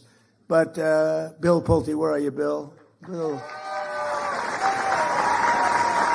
No, it's true. My first term, I was offered $100 million for that. And I turned it down because the guys that were offering me were very sharp. 2 of them are sitting in the room, by the way. They're not happy. But I turned it down because I didn't want to. Did you ever hear of schmuck insurance, right? I didn't want to be a schmuck. I didn't want to have them flip it for $500 million in 2 weeks, which is always a possibility. It's always a little scary, especially in the world of politics. I was with a bank, a very good bank, a very hot bank who was going to the head of one of the biggest banks in the world. And he was also in charge of real estate for the bank. And they had a corner building on 57th and 5th Avenue in New York. And he wanted to sell it, and he made a deal, quick deal, nobody even knew about it. It was quick, and he sold it for $25 million. And the person that bought it flipped it the following week for $97 million. And that was the end of his job. That was the end of his rise to the chairman of the bank. So I don't want to be in that category. But we kept it. I put Bill Pulte in charge, and I think it's worth over $1 trillion now, right? So we kept it, and we didn't sell it, and that's good. That's good. But not only have we lovingly restored they call it the crown jewel of Palm Beach, Mar-a-Lago, but we turned it into what everybody acknowledges. It's the hottest club anywhere in the world. I mean, I hate to say it about my club, but it is truly everybody that's been there. It's the hottest club anywhere in the world. And very importantly, it creates hundreds of jobs and brings thousands of travelers here each year. And then we have all the weddings and all the conventions and the events that we have there are spectacular. And they say it's raised more money as a ballroom. It's raised more money than any other ballroom anywhere in the world for charity. We raise tremendous money for charity. It's every other night you'll see it. They raise it for incredible things. And just as Marjorie Meriwether Post, who, with her husband, E.F. Hutton, that was a power couple. E.F. Hutton, remember? E.F. Hutton talks, everyone listens, right? He was the number one guy. He's like some of the guys in this room was a long time ago. This was in the early 1920s, roaring 20s, but Marjorie Meriwether Post was married to E.F. Hutton. She was the richest woman in the world, and they wanted to build something incredible, and they envisioned everything, and they bought the lot in South Florida. She bought it because that's where the great reef, if you look at, the maps, you have a great stone. It's a source of unbelievably powerful stone. It's a stone jetty, and it ends right there. She bought it there because there wouldn't be any settlement when you built the house on that settlement. It ends right in the backyard, actually, and it's really pretty amazing. Her she envisioned something really great, and she built Mar-a-Lago along with E.F. Hutton. And at the time, and then you had the Depression, but she wasn't affected by the Depression, and she actually built other sections onto it because she wanted to give people jobs. She did a fantastic job. And she always wanted that to be the Southern White House. And in fact, when she died, she left it to the White House Historical Society. And the late, great Jimmy Carter decided that Mar-a-Lago was too expensive for the United States. So fortunately for me, he gave it back to the Historical Society, and I bought it. And we spent a lot of money and made it great. I lived there for a while. Then I said, this is a very big house to live in. And, you know, we had kids, and you have the kids running around the house. You can't find your kids ever. Where are they? Where are they? Which floor are they on? But it's a special place, and it's become a great, great club. And we've had all the foreign leaders, most of them. We had President Xi of China here a few years ago, and I'm going to be there in 2 weeks, by the way. That'll be interesting. But it'll be something because, you know, he's amazing. He's an amazing guy. And the trip is going to be a very important trip that I'm making. And we had the late Prime Minister Abe of Japan. He was a fantastic man. He was a great friend of mine. He was assassinated in Japan with probably the only gun in Japan. They don't have guns in Japan at all. This crazy person made a gun and assassinated our friend, my friend. He was great.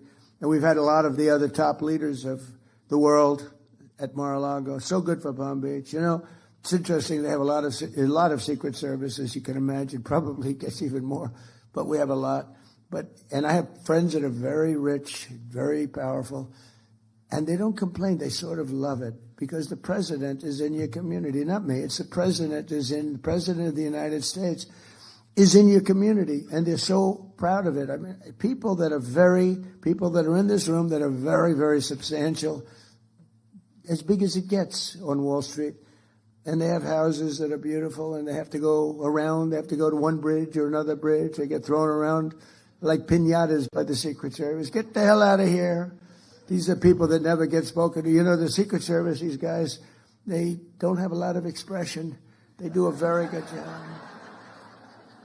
And the head of one of the biggest banks, the biggest bank, comes in. Sir, move out.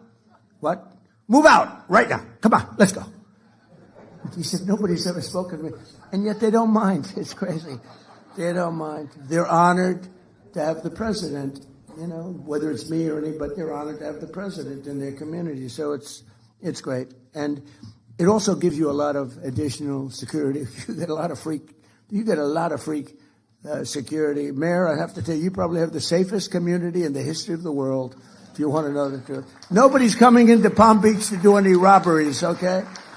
In addition to a really great police group that you have, they work very closely, and the firemen and policemen, and we have the ball over, the policeman and firemen's ball, and I think it's become the hottest ball over with John Scarpa and all the people, Tim, all of the people that do it. I think it's the hottest ball, but it's an honor to work with the police. I also based my campaign here on election night in 2024. We had a great victory party just across the street in the convention center, and that was quite an evening. We were waiting for the decision, and it came early, around 9:02, and they said, Donald Trump will be the next president of the United States of America. It was very cool, actually, I thought. And it was right across the street. And then we had some crowd. Joe, you could use a little bit larger convention center, whatever you can do. Get that thing. I know you are. If you're working on it, it gets done. And so it was from Mar-a-Lago. We were there, and then we came over here, and we had a tremendous crowd. And we celebrated a tremendous thing. And our country now is just amazing. And we were laughed at and mocked. For 4 years, we were mocked. We were laughed at as being a stupid country. And now we're thought of with great respect, like we haven't been thought of for many, many decades. I want to thank the entire Palm Beach community for the extraordinary support that you've shown me and my family over the years, and I especially want to express my profound gratitude to the recent renamings. I want to just tell you that we have a lot of things in store. I know that a lot of tremendous elements are going to be added to the airport, making it bigger and better, and it's really going to be, I don't think there'll be anything as good as your airport will be anywhere in the country, anywhere in the world. So that's the way I feel, and that's very important. In Washington, they say, "Sir, which airport would you like most to fix up?" I said, "How about Palm Beach?" You know? So you'll be all very happy. And, it's right now, I own Doral, and right now we have a tournament. I'm so busy. And we have the big Cadillac Championship going on, all the great players, the PGA Tour. And they're there, and yesterday somebody came up, said, "Sir, the tournament is great." I said, "What tournament are you talking about?" "I'm so busy with the Iranians calling, trying to make a good deal, and we're not going to let that happen. But they've got to make a bad deal. But if they make a deal at all, because frankly, maybe we're better off not making a deal at all. Do you want to know the truth? Because we can't let this thing go on. Been going on too long. But under the leadership of Secretary of State Marco Rubio, a person from Florida, right? We're working hard to bring the 2035 World Expo to Miami, to Florida, and we'll support the jobs. It'll be bringing hundreds of millions of dollars, and it looks like we've got a real good shot. I brought the Olympics here in my first term. I was the one I got the Olympics, and I got the World Cup, both of them, and then the election was rigged.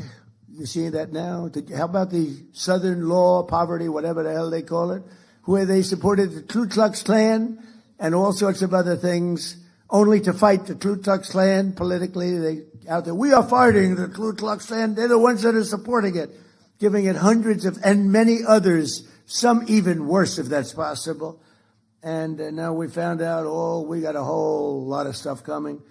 But I got the Olympics and I got the World Cup, and they're coming in now. And, it's interesting how things work out, because I missed my second term the traditional way, right? It was very sad. I had to make a decision what to do.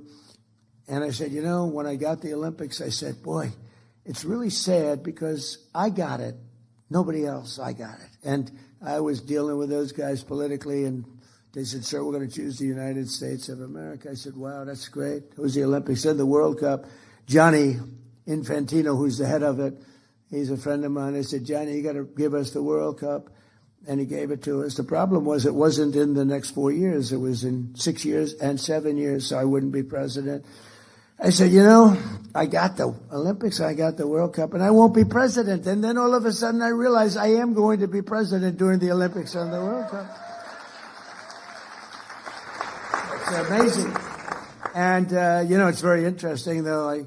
I tried taking the third because we also have the 250th year. This is a great term when you think about it, with all the things we've done.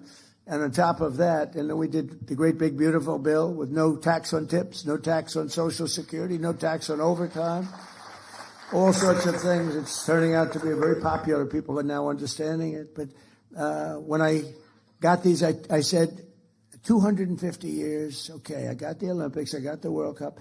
Maybe I can also claim the 250-year thing that I got that too. So I tried. I said, I also got 250 years. And they said, "Sir, you didn't get 200. We're 250. Okay, well, I gave up. So I gave up on that one. But we're having an unbelievable celebration. And in fact, on June 14th, not so far away, the UFC is going to have, I think it's the most exciting. I've been involved in a lot of events. I've given it a lot of tickets. I've sold a lot of tickets to things. I don't think I've ever had anything. This is going to be wild. We have a 5,000-seat arena being built right opposite the front door of the White House for the 250th. And that's going to be June 14th, which is my birthday, which is absolutely, Flag Day. Flag Day.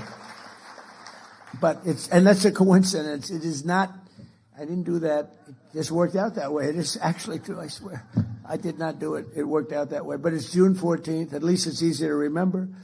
And they're building, it's going to be a Sunday night, and it's going to be on CBS. And then they're having, that'll be a 5,000-seat like arena that's going to be sort of a one that they put up. UFC, Dana White, the great Dana White, he's fantastic. And then they're having anywhere from 75 to 100,000 people in the park. Right across from the White House is a beautiful circular park, ellipse. And that's going to be having thousands and thousands of people. and they have 8 massive screens being built, and people are going to be able, there's no charge to anybody. Everything's free, and it's going to be something really fantastic. The biggest problem I have is the 5,000-seater. I have everybody that wants tickets, but it's one of the hottest things. And then we have the IndyCar, as you know, they're doing a race. Roger Penske, and he said, I've come to Washington 142 times over the years trying to get an IndyCar race in Washington around the Capitol. He said, and I've never been able to do it. And then I gave it one last chance, and I saw my friend Donald Trump president, and in a half an hour I had the whole deal done. We made a deal. So they're going to be, it's a little bit like the airport, right? And in literally it's going to be great. In half an hour he got the deal done. He's so happy. Roger's incredible. He's won 20 Indianapolis 500s. I gave him the Presidential Medal of Freedom. I said, it's amazing. These countries, Germany, Japan, they spend billions of dollars on cars trying to win the Indianapolis 500. And, they rarely do it. I don't know if they've ever done it, but they rarely do it. They spend all this money. Roger Penske's won it 20 times. So needless to say, he's quite good in the automotive division. I mean, the guy is amazing. He's won 20 Indianapolis 500. It's not even believable. So I gave him the award when he won his 18th. I said, Roger, I'm going to give you the Presidential Medal of Freedom. What you've done is amazing. And since then, he's won 2 more. I don't know what it is. It's crazy. But he's a fantastic guy. So we're going to have the Indy, which are the racing cars, the Formula One type car. And that's going to be something that everybody's looking for. We're providing $42 million of improvements in Florida railway safety. You know that. And $210 million to the state for rural health care.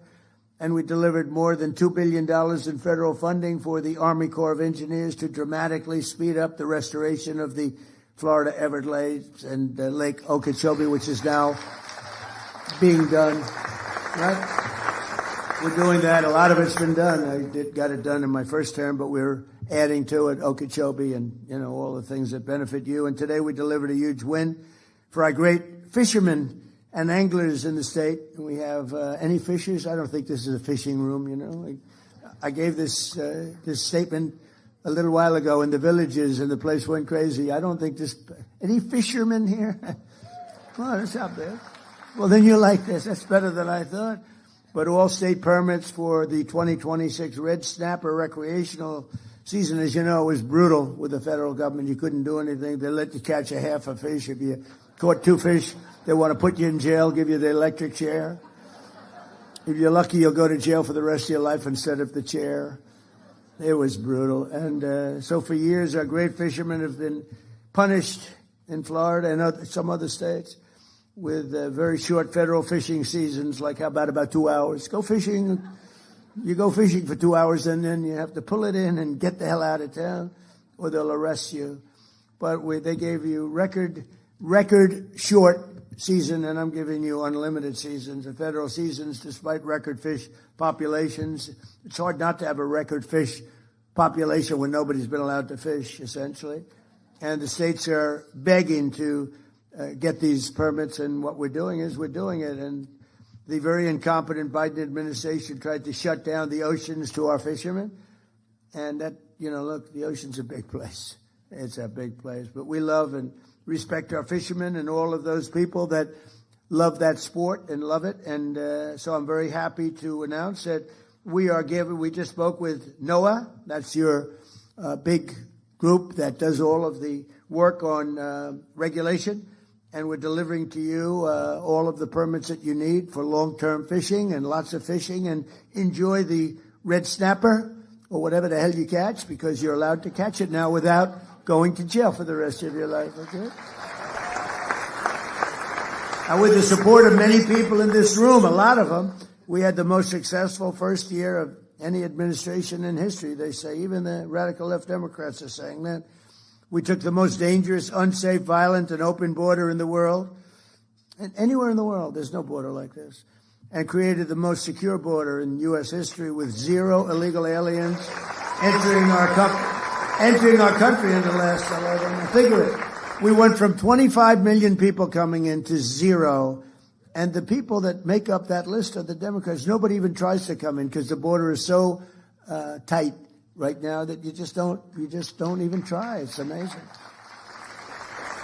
And we had an open border that was allowing a terrible situation. We were allowing people in jail, people in mental institutions, drug dealers, murderers. 11,888 murderers coming into our country. Many of those people murdered more than one person. One murdered 7 people, and they're releasing them into our country. It's terrible. The murder rate in the United States is now the lowest it's been in 125 years. Can you believe that? It's sort of terrible to say in a way, because who wants to talk about murder? But we had a murder epidemic, and it's now the lowest since before my father was born, 125 years, 1900.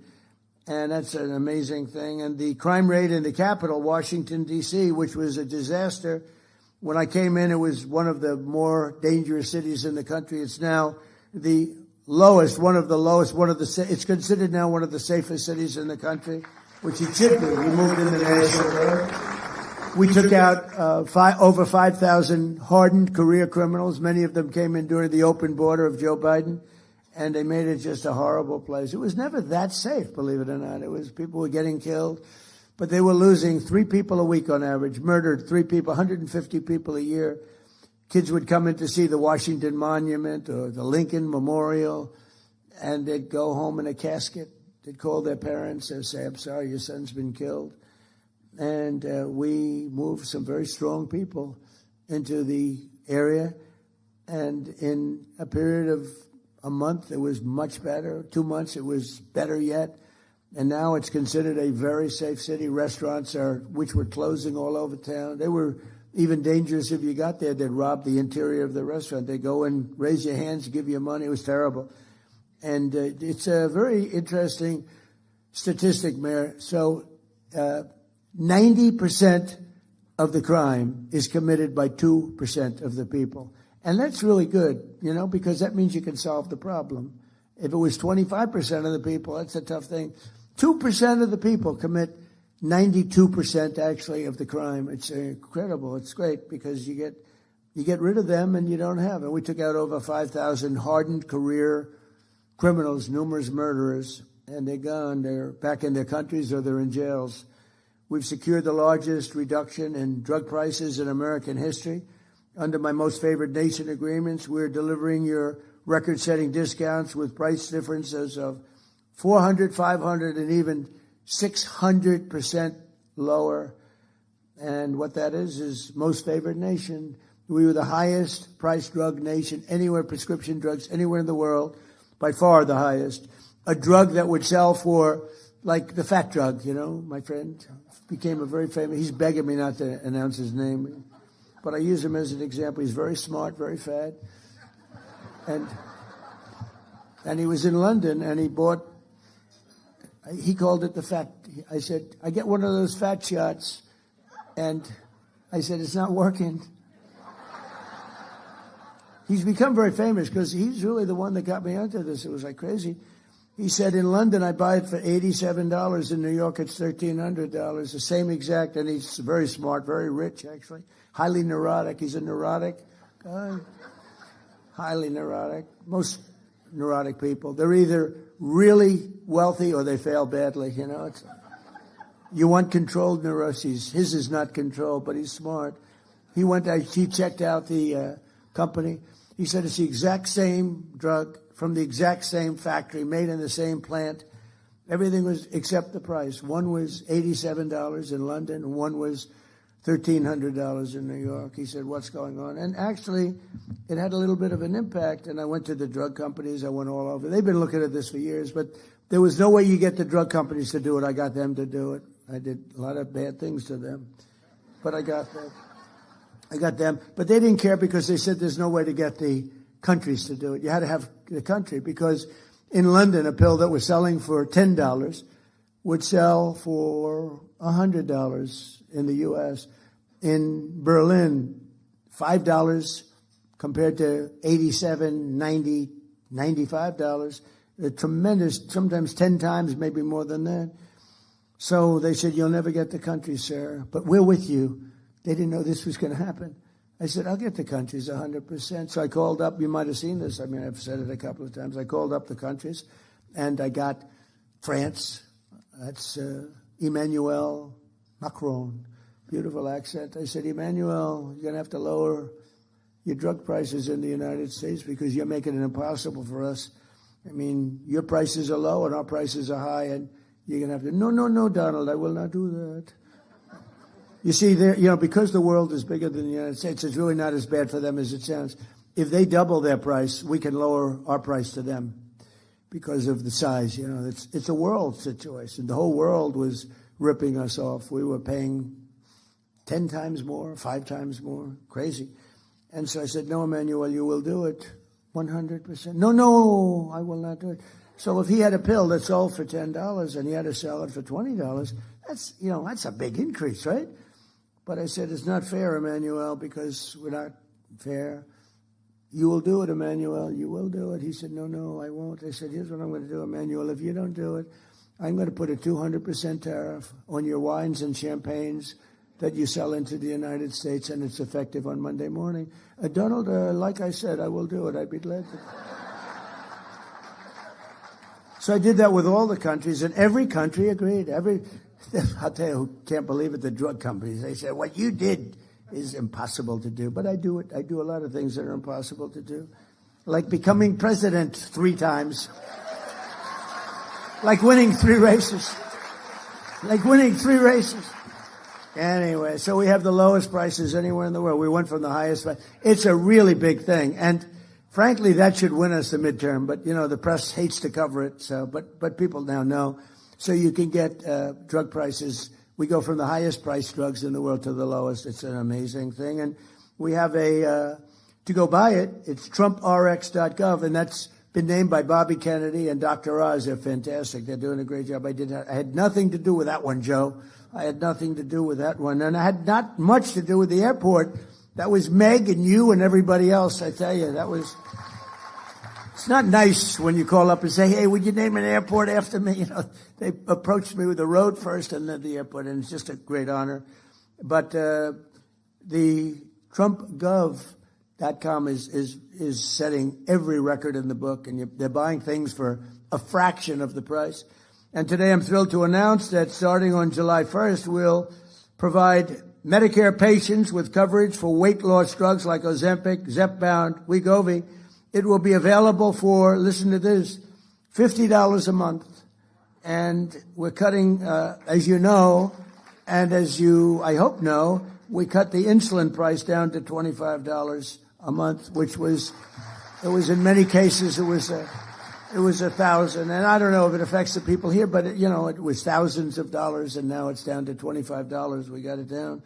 I did that really in my first term. It was terrible because I did it in the 3rd year of my first term. I got it down to $25. And then they told me, sir, it will take statutorily, it'll take 2 years, one of those deals, it'll take 2 years before it can go to that price. I said, I better win the election. If somebody else wins the election, they're going to take credit for the insulin. And lo and behold, we had some problems with the election, a disgraceful thing. And I saw Biden up there. We have a $25 insulin. I said, I did that. Can you believe it? I was seething. I was not a happy person. In fact, I said, I think we're going to have to run to set the record straight. But we got it down to $25. It was amazing. Everyone knows we did it. We actually have been given good credit. It's nice to be given good credit when you do things that are good. And I guess sometimes they'll say they don't give me enough credit, and then I'll be in the Oval Office, this beautiful, most powerful, most incredible office in the world. People walk in and they say, wow, the biggest people in the world. Even the Queen the other day, she walked in with King Charles, Camilla. She said, wow, this is the Oval Office. I said, when the Queen of England says that, that's very cool. But people do, the biggest business people, the biggest politicians. And, it's an amazing place, and we keep it well. We fix it. One of the nice parts about being in real estate, I give it the Mar-a-Lago treatment. We fix Mar-a-Lago. We make it better than it's ever been. It's better than it was the day it was built. So we have a lot of fun. By the way, the King and Queen were fantastic. They were here. What great representatives they are for their country. Really high quality. When he got up and made the speech with that beautiful accent, I said, well, that's the one thing I'll never have is that accent. I'd like to have that accent, but no, it was very elegant. He's a very elegant person, very good person. So in 4 years, the last administration took in much less than $1 trillion. And in 11 months, so you got 4 years less than $1 trillion, and in 11 months we took in as an investment where countries and people, rich people are investing. In 11 months we took in over $18 trillion, which is a record. And we passed the largest tax cuts in American history. And you know, you have your 1 year deduction that people never thought would be possible. Instead of over a 38-year period, you're taking it in 1 year, and nobody believed a thing like that was possible. I did that actually for a shorter period of time in the first administration. I think we had the greatest economy in history in my first administration, and in the second, I think we're blowing it away, but we had to make a detour. I'm sorry. We had to make a detour to Iran. Everything will snap back. We were down to less than $2 for gasoline in Iowa. I was in Iowa 2 months ago, just before the little skirmish took place. Is taking place, and price for gasoline was $1.85 a gallon, and we were a lot of places were $2, some below $2, and I believe it'll snap back very, very quickly as soon. There's so much oil; these ships are loaded up with oil; they can't get out of the strait. I think we're going to have it solved. I think everyone in this room is going to be very happy and very impressed. Our tax cuts supported an estimated 408,000 full-time Florida jobs. You know that. And we delivered no tax on tips, no tax on overtime, no tax on Social Security for our seniors, which I think is the last one. I wasn't sure if that was the biggest one, but I can tell you in Florida it's the biggest one. No tax on Social Security for our seniors.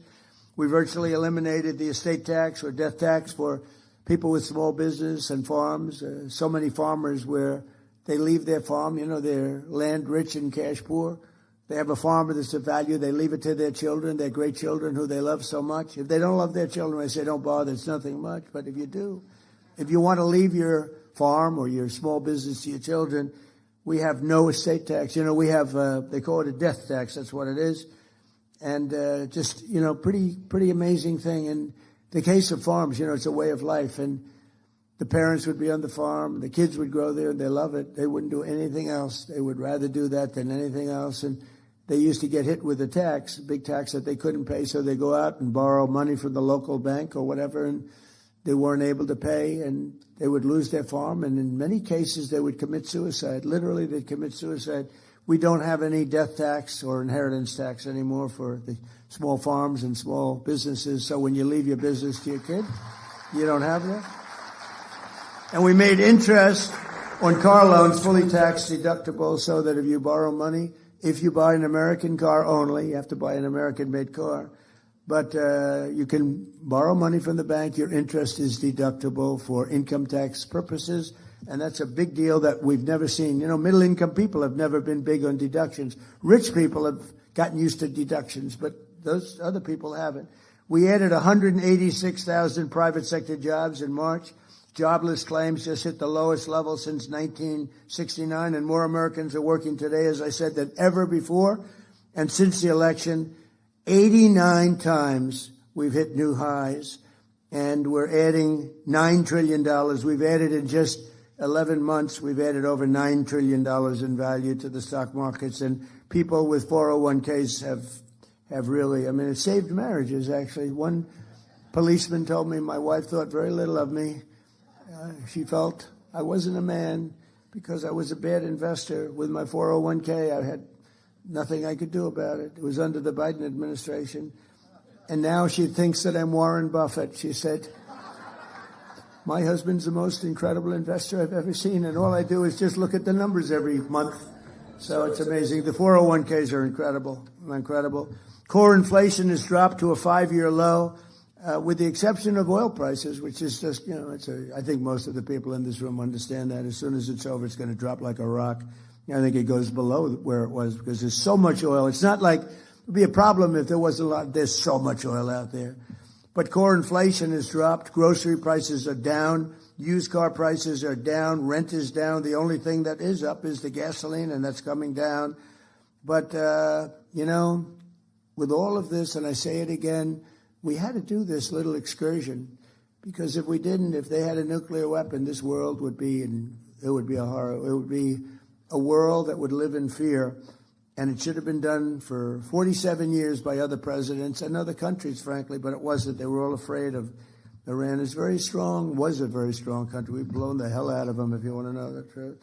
But we've leased American energy with that simple policy of drill, baby drill. And I'll tell you, we're producing more oil and gas now than we ever have at any time. And we're investing over $1.5 trillion next year in the military.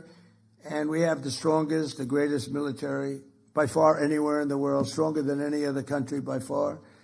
And thanks to our warriors and their allies, the Israeli Defense Forces today, the Iranian regime has none of those things that we talked about: Navy, Air Force, anti-aircraft capacity, no radar.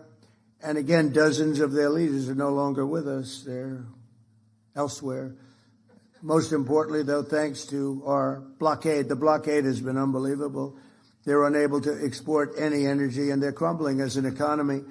But I just want to say that we have now a great country that's respected again. We're a country that is winning like it's never won before, and we're going to keep it going. And I just want to thank all of the people from this area of the world. It's a great area of the world with great leaders and people. And it's people that I have a lot of respect for. But it's an area of the world that everyone's talking about, and it's an honor to be a member of this group of people, very distinguished, such distinguished people. I'm seeing so many people, the people that you read about, the people that you look up to, and they happen to be here. Speaking in front of you with Harvey, my lawyer, the lawyer. If he ever loses a case, I'll fire him so fast. But he's my lawyer, and he said, would you do it? I said, absolutely. And I know it's turned out to be great, because outside they have thousands of people trying to get in, so that's a good feeling. But I just want to thank very much all of the people of West Palm Beach and Palm Beach, all of the people that we've dealt with. You are really fantastic. Thank you. Thank you very much. Thank you very much.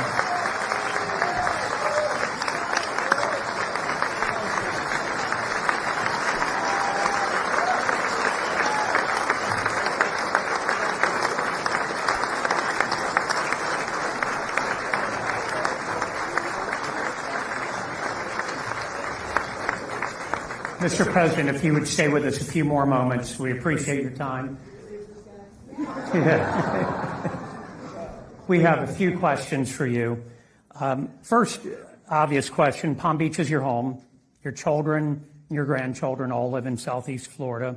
Key members of your administration are from our community. Your future presidential library will be in Miami.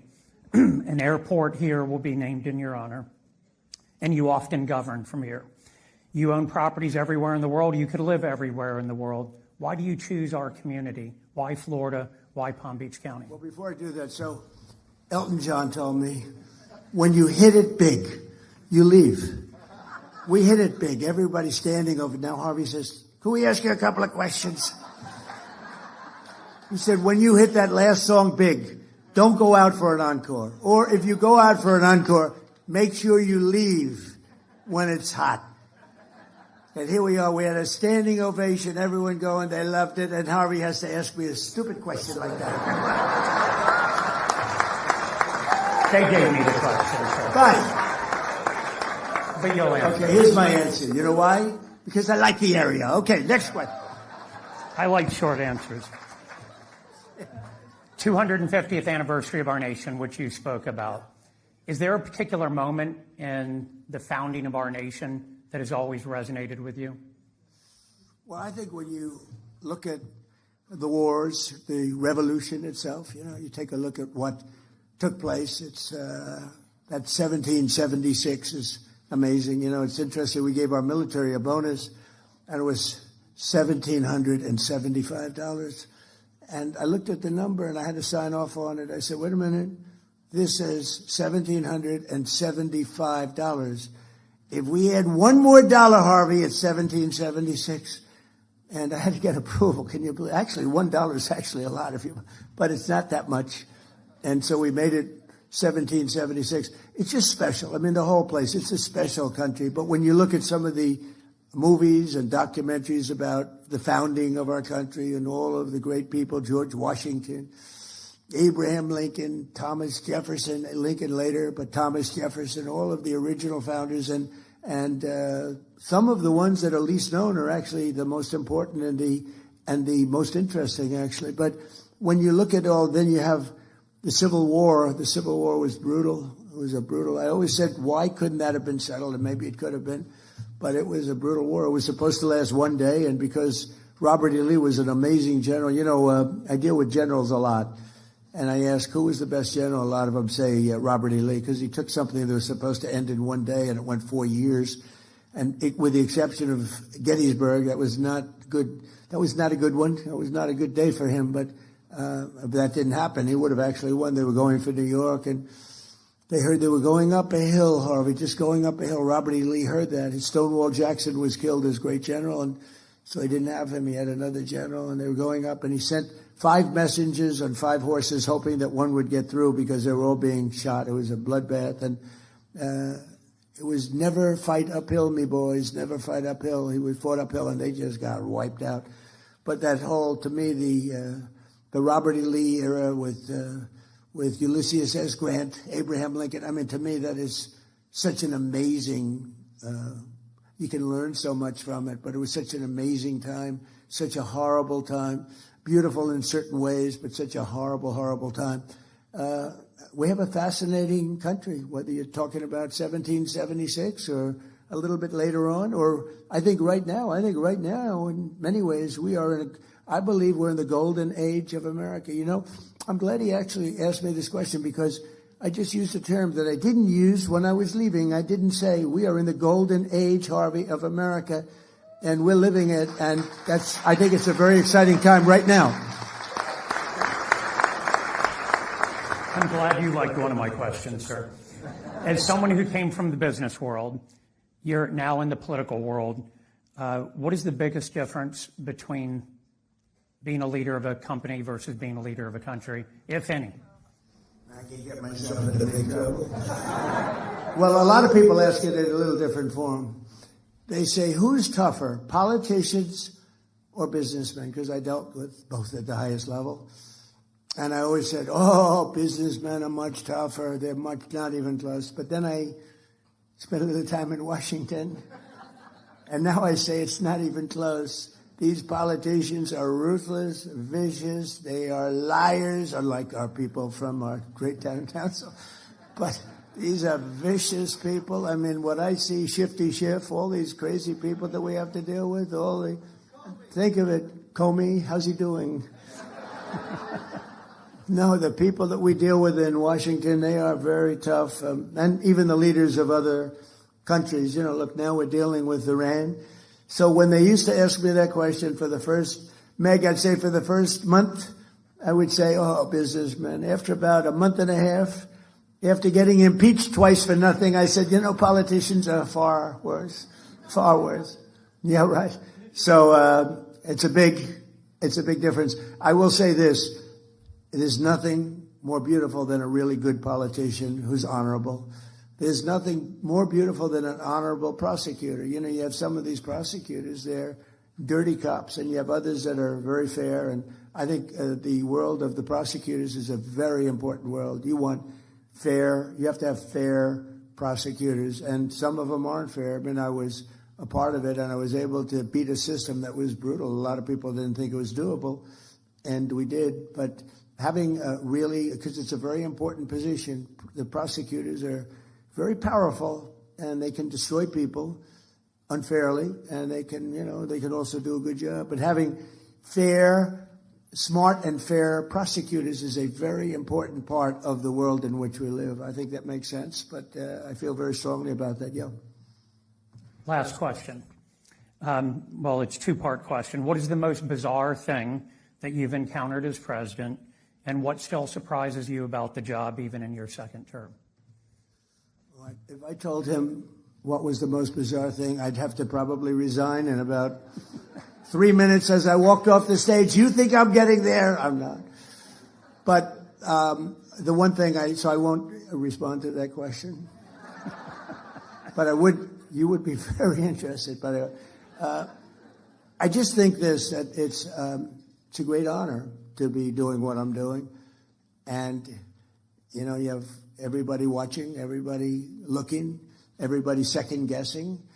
Some are very fair and very, you know, good, and you learn from them and you take what they suggest or what they're complaining about in some cases if they're fair, and others, no matter what you do, you know, it's like you can have a baseball team and win 21-0, and they'll say you should have won 25-0, right? Because we've done really a job. We're being credited of having the best first year of a term of any president. I think it is. I mean, when you look at all the regulation cuts, all of the tax cuts, all of the law and order things, I mean, the border as an example, we settled 8 wars, and nobody settled 8 wars. In fact, the woman that won, a very nice woman, Maria, she won the Nobel Peace Prize, and she said, what? Nobody should win that but Donald Trump. She said, Donald Trump should win it more than any other person that won it. And she actually gave me her Nobel Prize. She's a terrific person. But I just say this, it's a great honor to do it. I think it's bigger than I thought. You know, when I was thinking about running early on in 2015, 2014, before I ran, I had no idea it would be this big. I had no idea we could make this kind of an impact. But we've really made an impact. In a little bit more than a year, we've turned this country around. I thought it would take longer than that, but we've turned it around. And again, we're the hottest country. The King of Saudi Arabia said it. I was over there a year ago, and I said to him, we were there after 4 or 5 months, it was obvious what was happening. But he looked at me and he said, President, I must tell you, I thought America was dead. We weren't going to invest. Nobody was going to invest. You had a country that was dead, and now you have the hottest country anywhere in the world. And we do. We have the hottest country anywhere in the world, and we want to keep it that way. Thank you very much, everybody. Thank you. Thank you very much. Thank you.